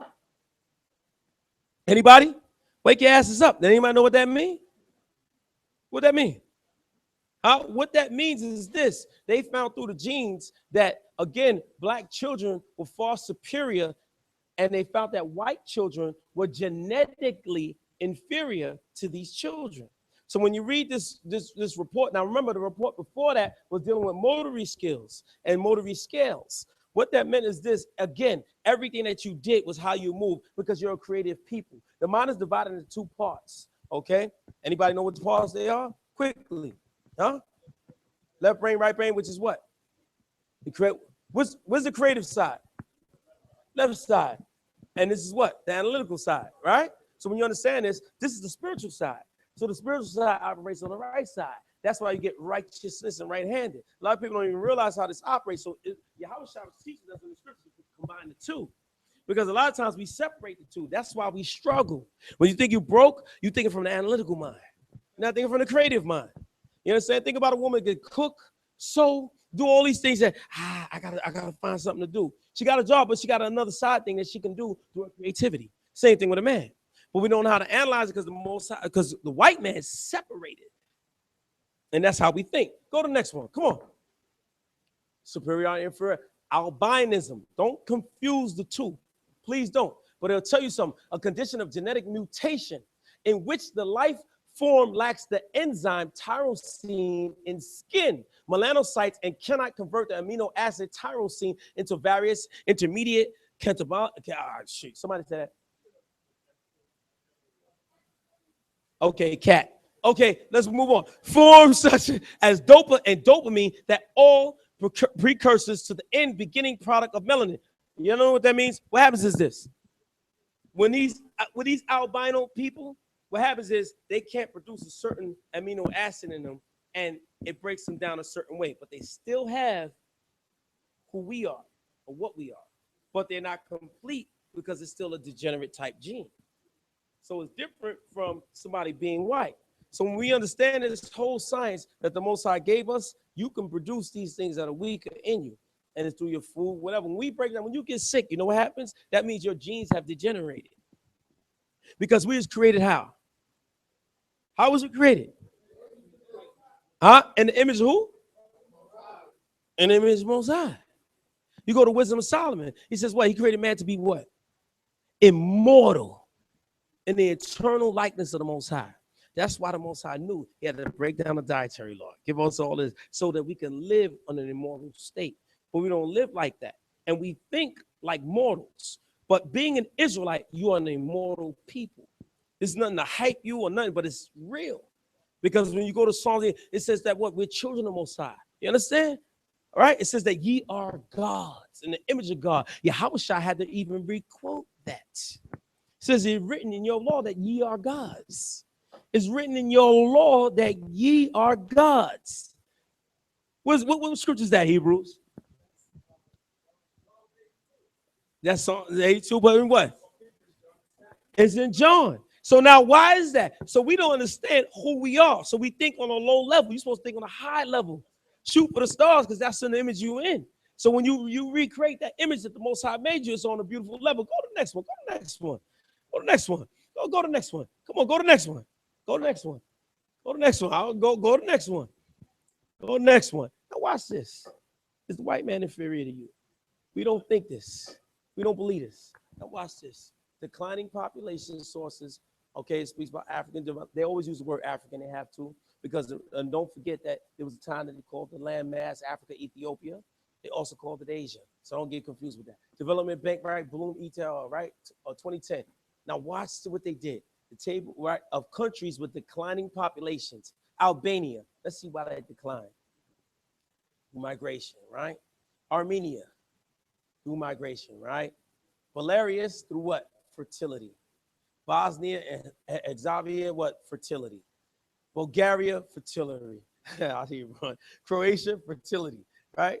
Now, when you see Cuba, migration. Estonia, right? Fertility. So Georgia. So now when you go through this whole chart that was done in 2010 to 2011, you see that white people are declining through fertility. What that means is the degenerate genes that they can't produce or reproduce. Okay, this is factual. This is something that we have to look at. Now, no, and please don't be mad at this, because we're gonna find out this is something that we can read to see about their physicalities and how they made. Go to the next chart. Go next chart. Go to the next chart. Go next chart. Next chart. Next chart.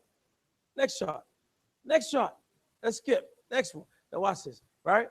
All countries around Europe. Right. So now now when you read this, it's speaking about the population and the children that they can have and that they can't have, okay? Due to the mother's womb and the man's seed. It's very important to understand why, because you can reproduce.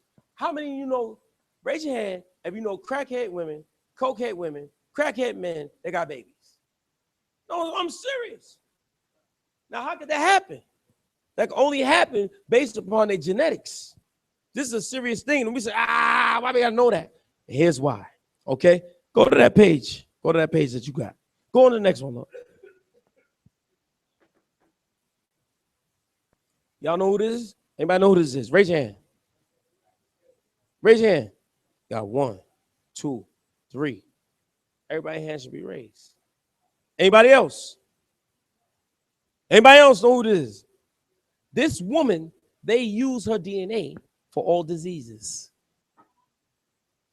They use her DNA for all sicknesses. Now, why is it that they don't use a white woman or a white man, but they use her DNA? Some of her DNA was also used to go on the spaceships, okay, to cover them, because what they would use is sapphire, but they had to cover them with hard carbon, and the carbon they use is from her DNA that was reproduced. Go to the next one. In 1951, wife and mother of 5, Henrietta Lacks, was only 31 when she died of cervical cancer in the colored ward of Johns Hopkins Hospital. Not long before her death, without her knowledge or consent, doctors removed some of her tumor cells and sent them to Hopkins research Dr. George Gay. Gay had been trying for decades to keep human cells alive in test tubes without success. Incredibly, not only did Lacks' cells survive, now listen to this. Remember, she died of cancer, but her cells survived. Okay? Not only did her cells survive, right? In culture, they rapidly multiplied. They multiplied. You gotta think about this. She had cancer, but yet her cells multiplied. Okay? So don't let no doctors tell you, because I'm gonna tell you this. My pops died of cancer. You understand? In 2008. He died of Israelite, everything. I'll show you the grave and all that. You understand this? They kept measuring him according to white standards. White standards was this: oh, he has a 6-point count. Oh, he has this count.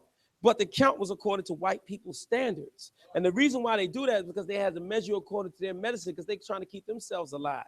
Because they always said, I don't know how you're alive. You have a 6-point count. My pops was regular. I'm telling you the truth. And they do this to our people. So when you go to the doctor, you have to question them.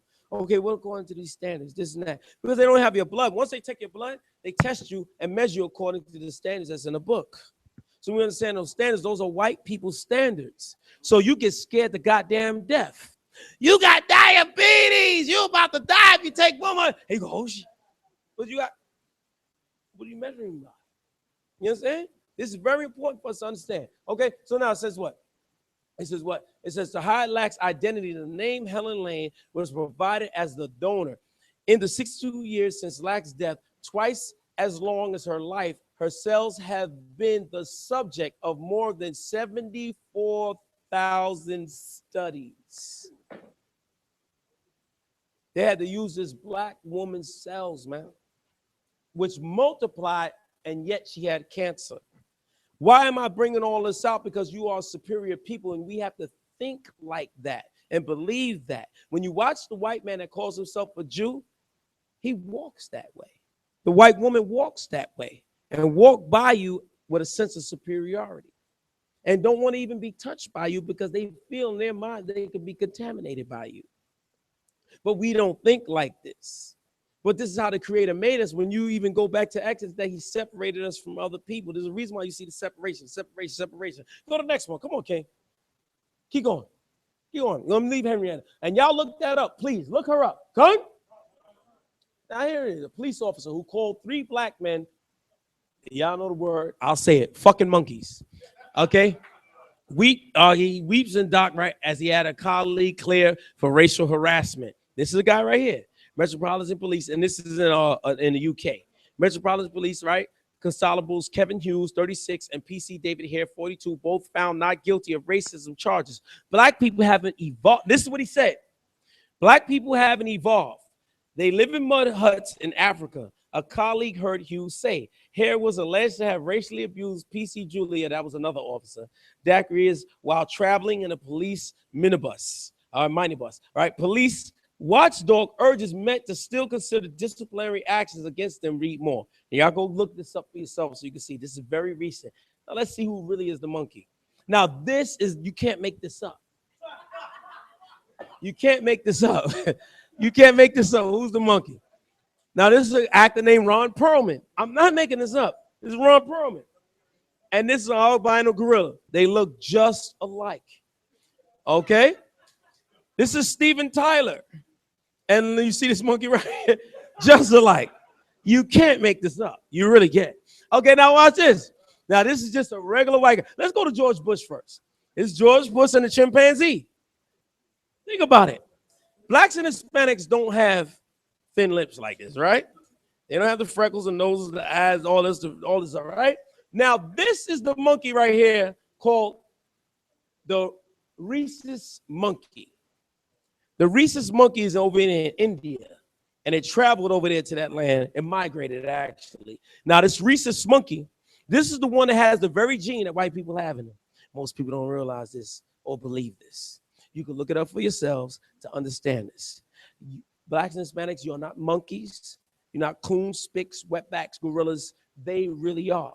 That's why Darwin's theory, when you deal with evolution, Darwin realized, they already realized this, that their people are related to that gene.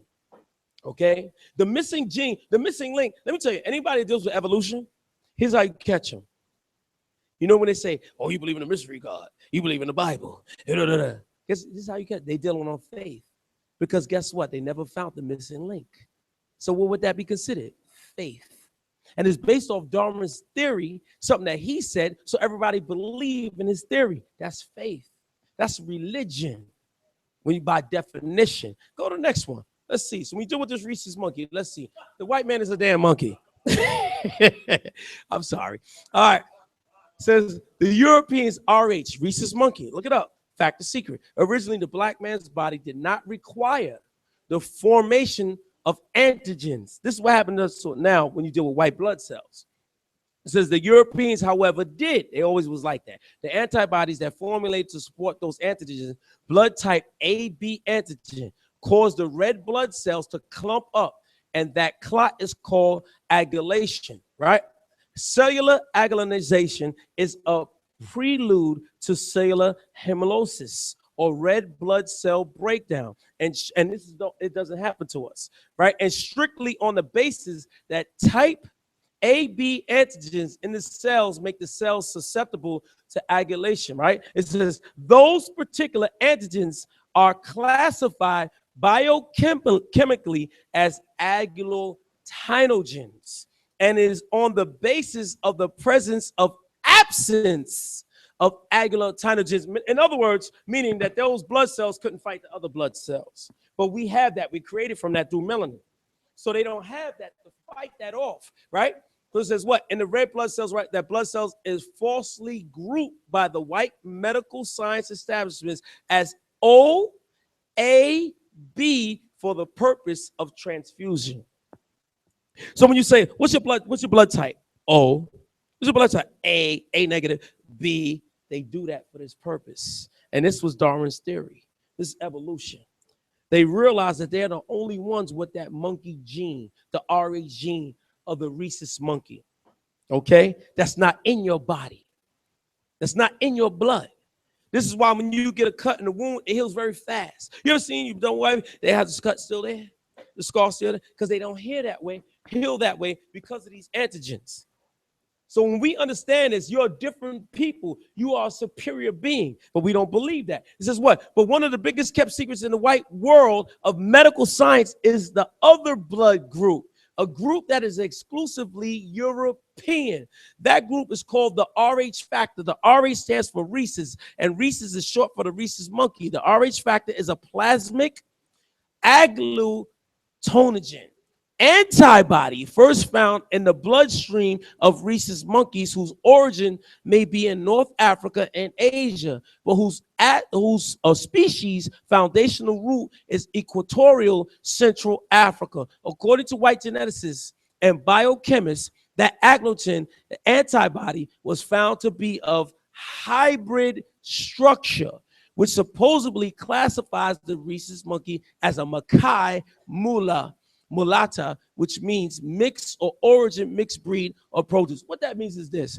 You remember when we showed the pictures before when our people produced babies that could look white, so forth and so on, through the recessive gene? When you look at this whole thing, and this is when they speak about the migration, the diaspora, the great diaspora. Understand this. The Most High, that's why he said in the book of Genesis. That's why I don't think of the Bible as just a secular book. Because when you think of a secular, you're stuck in religiosity. You're dealing with religion. It's not a secular book at all. It has nothing to do with religion, nothing to do with denomination. It deals with science. It deals with biology. When you deal with Adam and the atoms, when you deal with Eve, which is electrons, so on and so forth. When you look this up, you'll find this out. Now, it also tells you from a literal story to an allegorical story to a metaphysical story. So when you see this here, the Lord says in Genesis that what? 2 manner of nations are in thy womb. Con? 2 manner of people. Con? So when you understand, the Lord knew how it was going to happen and what he was dealing with, because he had to teach righteousness through a regenerative seed. You understand that? A degenerative seed. So when we understand that they had to teach us what to do right and how to think right. This is why we all clawing what to do right and how to do right. Go to the next one. Come on. Well, then questions must be, why did white geneticists and biochemists attach this illogical label on the genetic origin of the rhesus monkey? The answer is because 90% of the 90% of the European Caucasoid race, as indicated in any physiological medical book. This is in medical books now. Y'all can look this up for your own. You pick up is in fact Rh factor positive. Look this up. They're monkeys by definition. I'm going to repeat that. They're monkeys by definition. You not the coon, you not the spick or wetback, but by definition. So why is this found in the Bible? But people don't realize that because they take it from a low level. Go to the next one. Come on. Let's see. Superiority versus inferiority. Melanin. Give me on Psalms 50 and 2. Read that, man. Because we got something, and this is a certain book y'all need to get and see. I'm sorry. No, you don't pay no attention to that. Don't pay no attention to that. Psalm 50 and 2. Come on. Come on.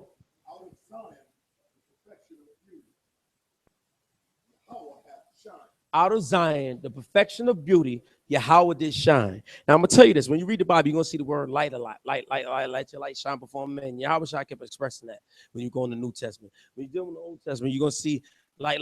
You're gonna see this. Now there's something to light, and we don't even realize it's being melanated people. Go to the next one. Come on. Melanin directly converts light for vertebrate metabolic use. You're the only ones that convert vitamin D. White man can't do that. Other people can't do that. It's factual. Because you are beings of light.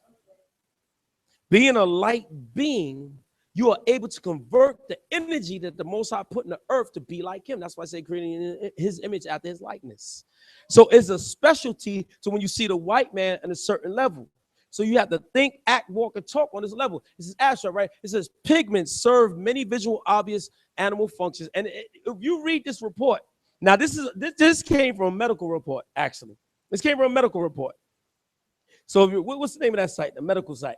PubMed. Go to PubMed medical site. This is a medical site now, and it's telling you that melanated people produce light. And what this deal with photons, because photons is forms of light. Okay? Now just go skip to the next one. Skip to the next one. Let's see. Now, y'all heard of the Apple Watch, right? Look this report up. The Apple Watch just came out. Now, when y'all use your phone, don't think, oh man, my phone, I gotta get a new phone. No. There's a reason why your phone acts up. It acts up based upon you. Now we're gonna see this on the Apple Watch. Apple Watch malfunctions on people with tattoos and dark skin. If you have a dark tattoo on your wrist, the new Apple Watch may not work as expected. After a few frustrated early adopters, now I'm gonna skip this and get to the meat.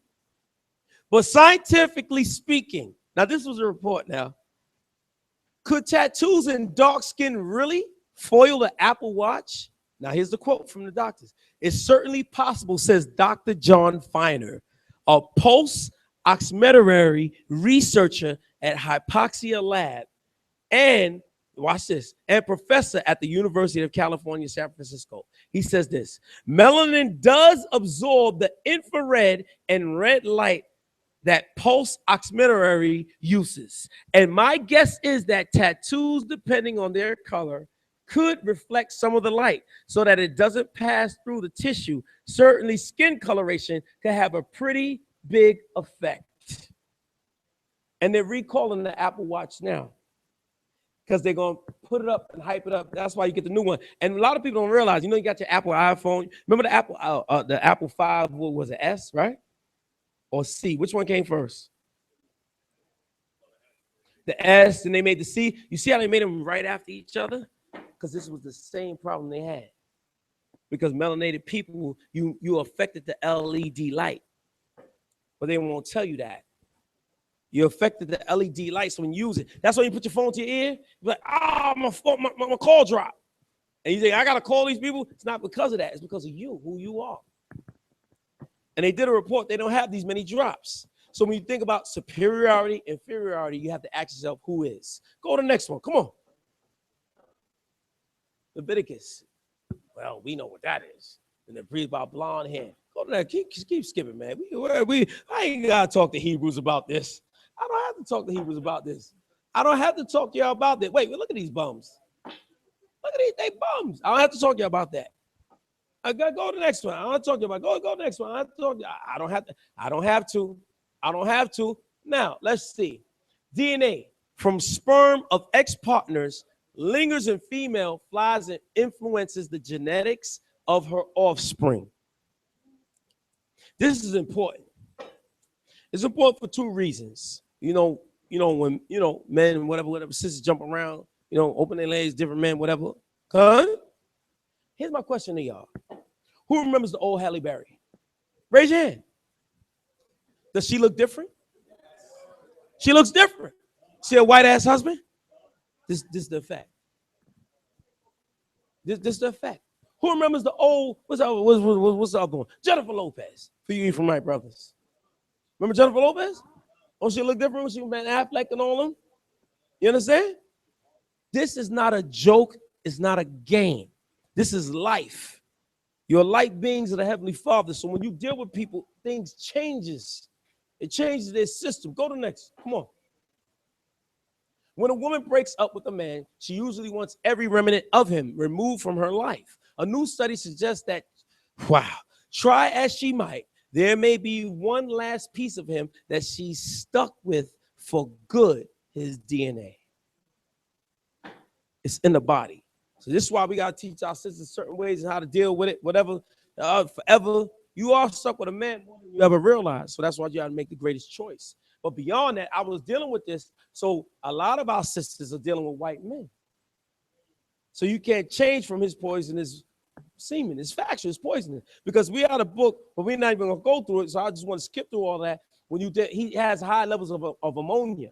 Now, when you breathe oxygen in the air, when you have ammonia in the air, remember, when you breathe, you're supposed to get what? Carbon dioxide, right? Transformers from trees, right? Con?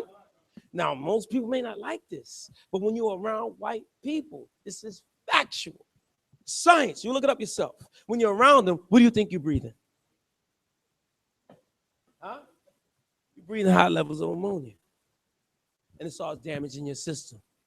This is why they're able to be around us more than we are around them. You ever smelt a homeless white man?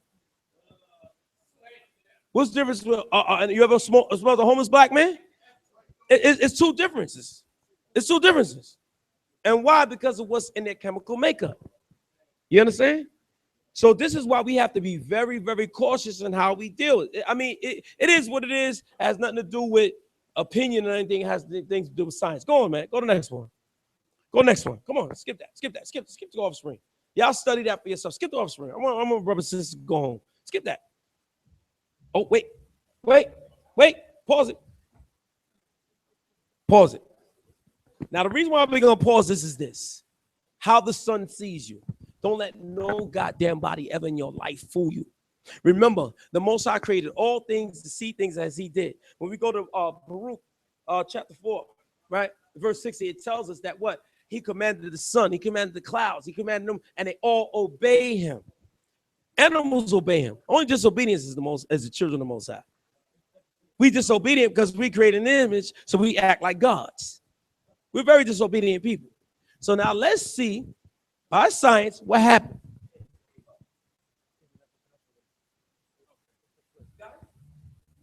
Oh, y'all got it.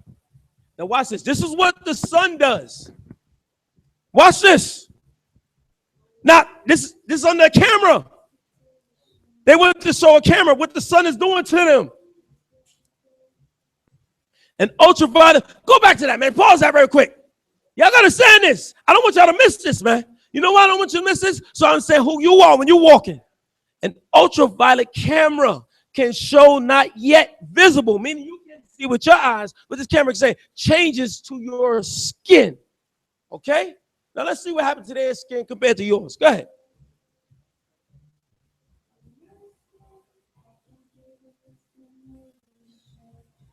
Look what happened to their skin.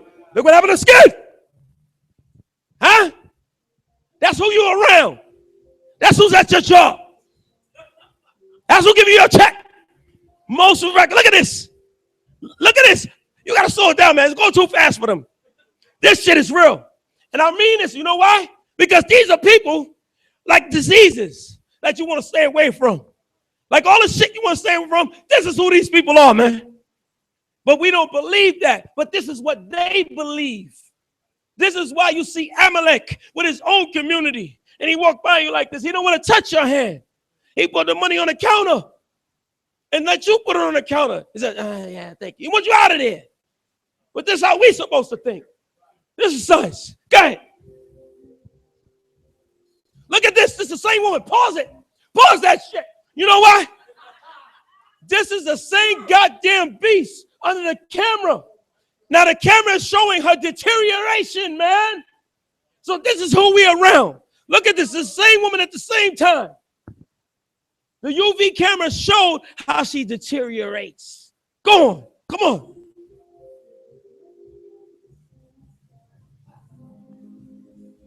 Look at this shit. Stop. Look at that, man. But we don't see this with our own naked eye. Come on. Fucking monkey. Come on. Come on, man. Everyone's born with good skin. Let's see. Come on.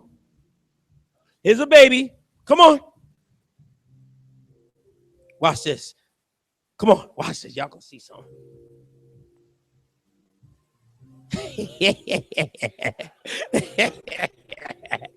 Oh my God. Listen when they look under the camera. Healthy skin is easy to spot.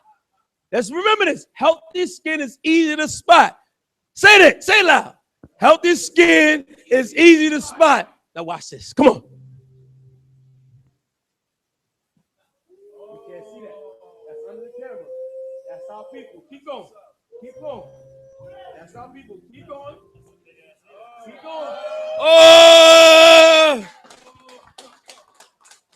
Come on, man. Come on, man. Look at this, man. Nothing.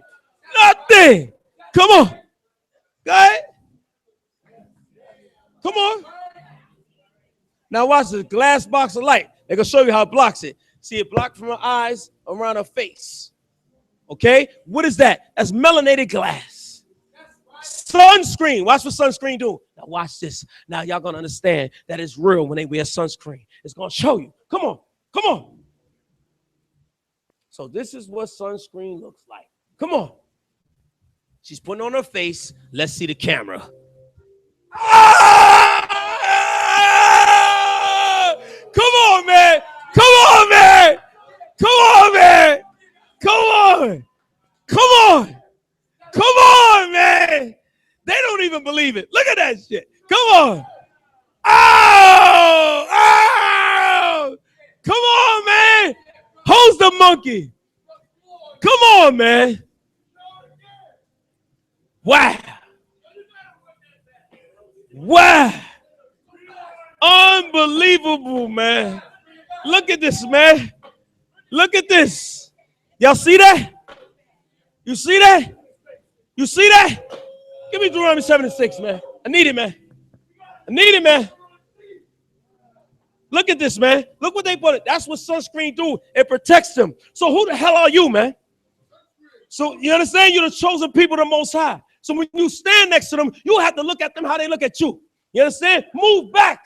Look at their hand. Don't touch their goddamn hand. You understand? That's real.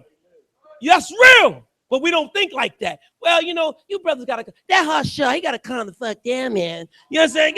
No, man. No. It's a reality. It's a sad reality, but this is what they've been taught. This is where the Darwin theories come from, because they hid the rhesus monkey gene. They look like monkeys. They hid everything that's going on, and this is why they threw it on us. You spicks, you coons, you wetbacks, you monkeys, you gorillas. So they took it off of them and threw it on us, and we accepted it. And guess who accepts them? We do. Well, you know, we can't do that, man. This is what it is. It's science. Go ahead, King. Come on.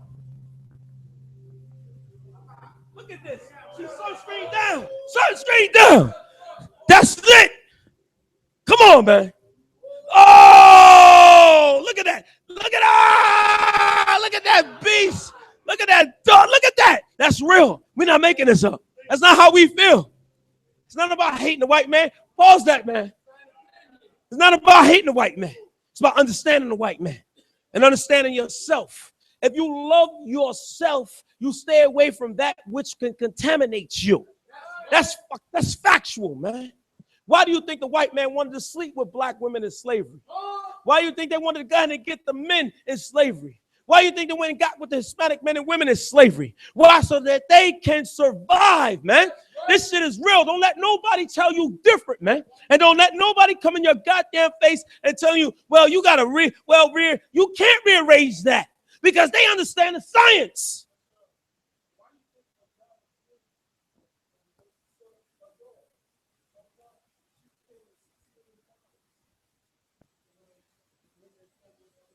Absolutely.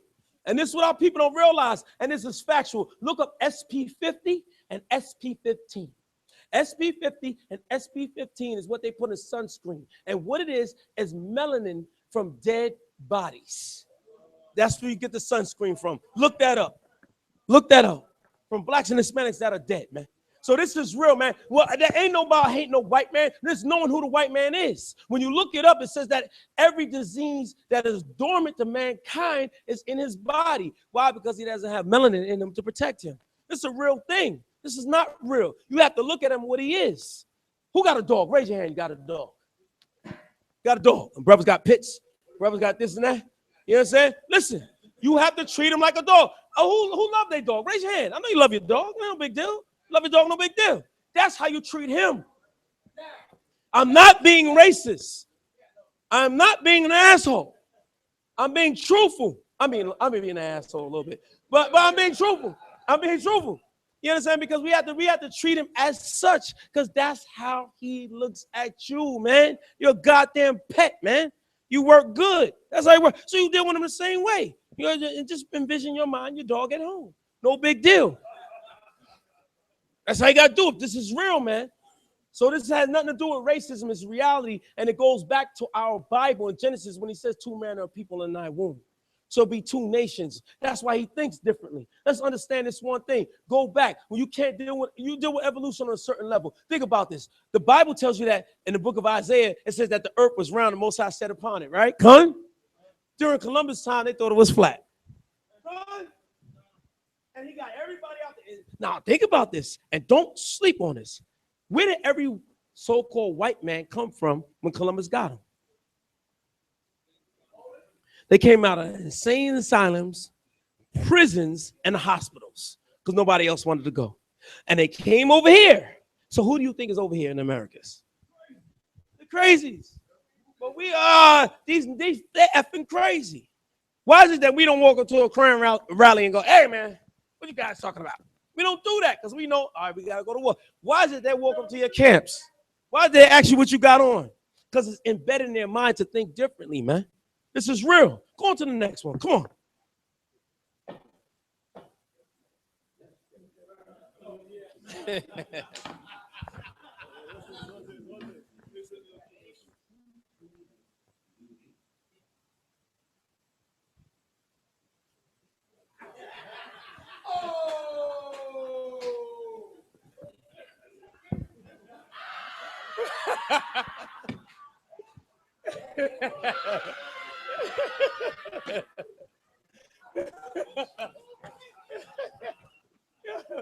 Yo, man. And with that, man, I love you, Israel. And just keep in mind, the white man's a goddamn monkey. I'm sorry. He's a monkey. He's a monkey. You know, but again, man, just keep doing what y'all doing and be proud of yourself, man. Be proud of who you are, because it's the only life you got. You know what I mean? Kwam Yashala! Come on, man. Cesaria, come on. Cesaria. Hey, read that. Deuteronomy 7:6. Daniela, come on here, Daniela. Cesaria, come on here. I'm on your side. Come on. Love you too, King. Absolutely, man. Love Israel. I know I had to be calm. Hey, Daniela. Wait for you. Go in the middle.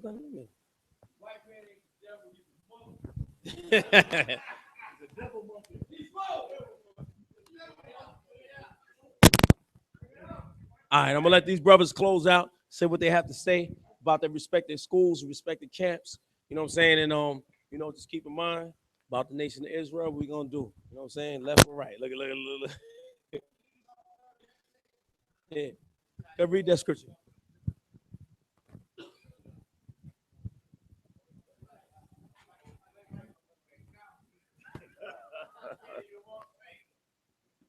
Deuteronomy chapter 7, verse 6. For thou art an holy people unto the Lord thy God. The Lord thy God has chosen thee to be a special people unto himself, above all people that are upon the face of the earth. Let's get the Most High hand for that, man. Most High put that in there. And I'll just say this. That's how we have to think in order to progress, man. That's how we have to think as a nation. Other than that, we're going to be lost. You have to think above all people. Other than that, you're doomed. Learn your Hebrew language, man. You know what I'm saying? Learn the language of the Aramaic. Learn the Arabic. Why? Because these are scriptures they've written in. And learn your English. Learn your scriptures. Learn the science about the scriptures. Why? Because this all belongs to you. Other than that, you're doing this for nothing. You're believing for nothing. You're doing nothing. You know what I'm saying? So it's about knowing that you're the chosen people of God. And I'll leave it at that. I'm leaving it to these kings. Come.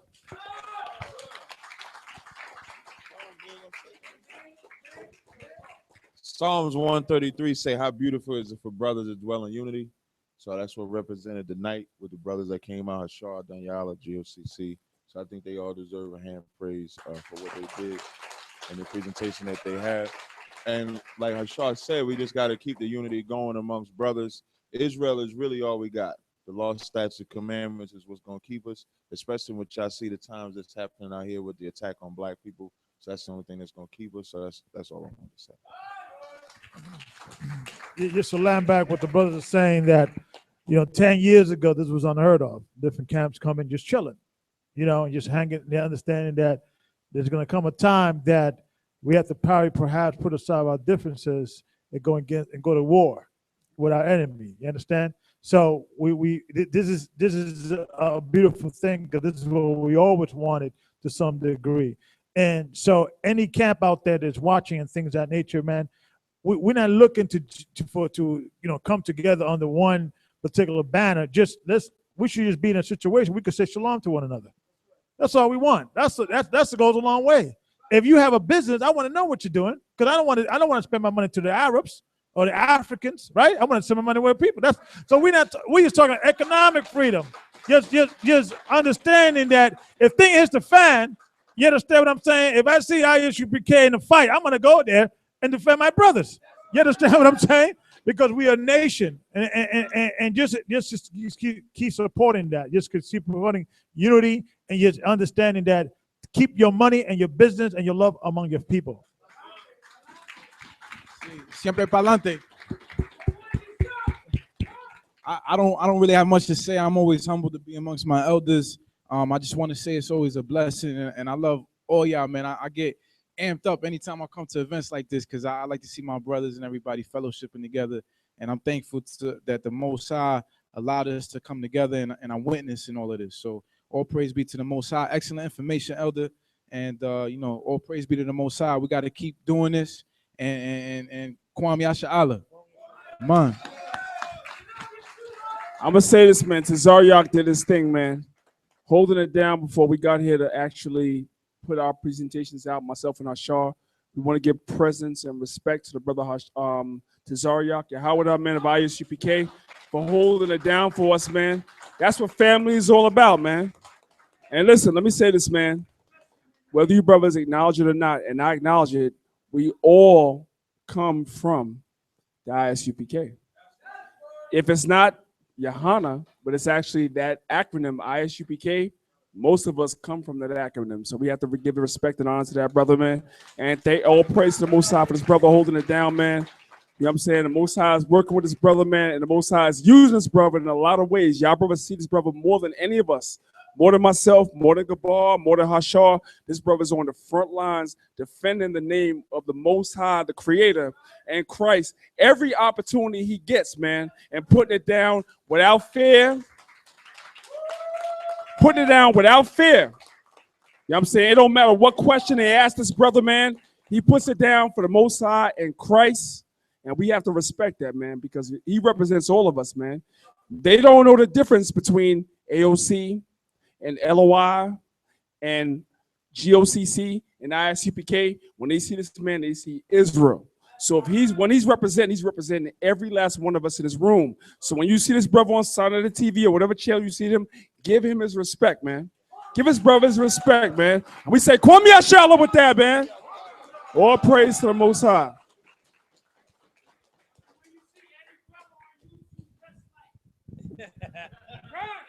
Yeah. And don't forget the 21st, June 21st is an event. Daniel and the brothers. And don't forget July 25th, ISUPK and the picnic. And don't forget this being the Israelite. And give Joel Benjamin a shout out. Come on. All right, all praise the Most High.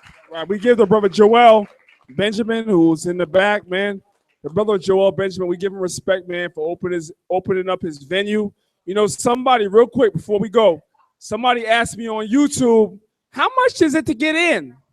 And I said, man, that brother right there, he closed down his business. He could make more money from keeping his business open so people could come in and out and buy stuff.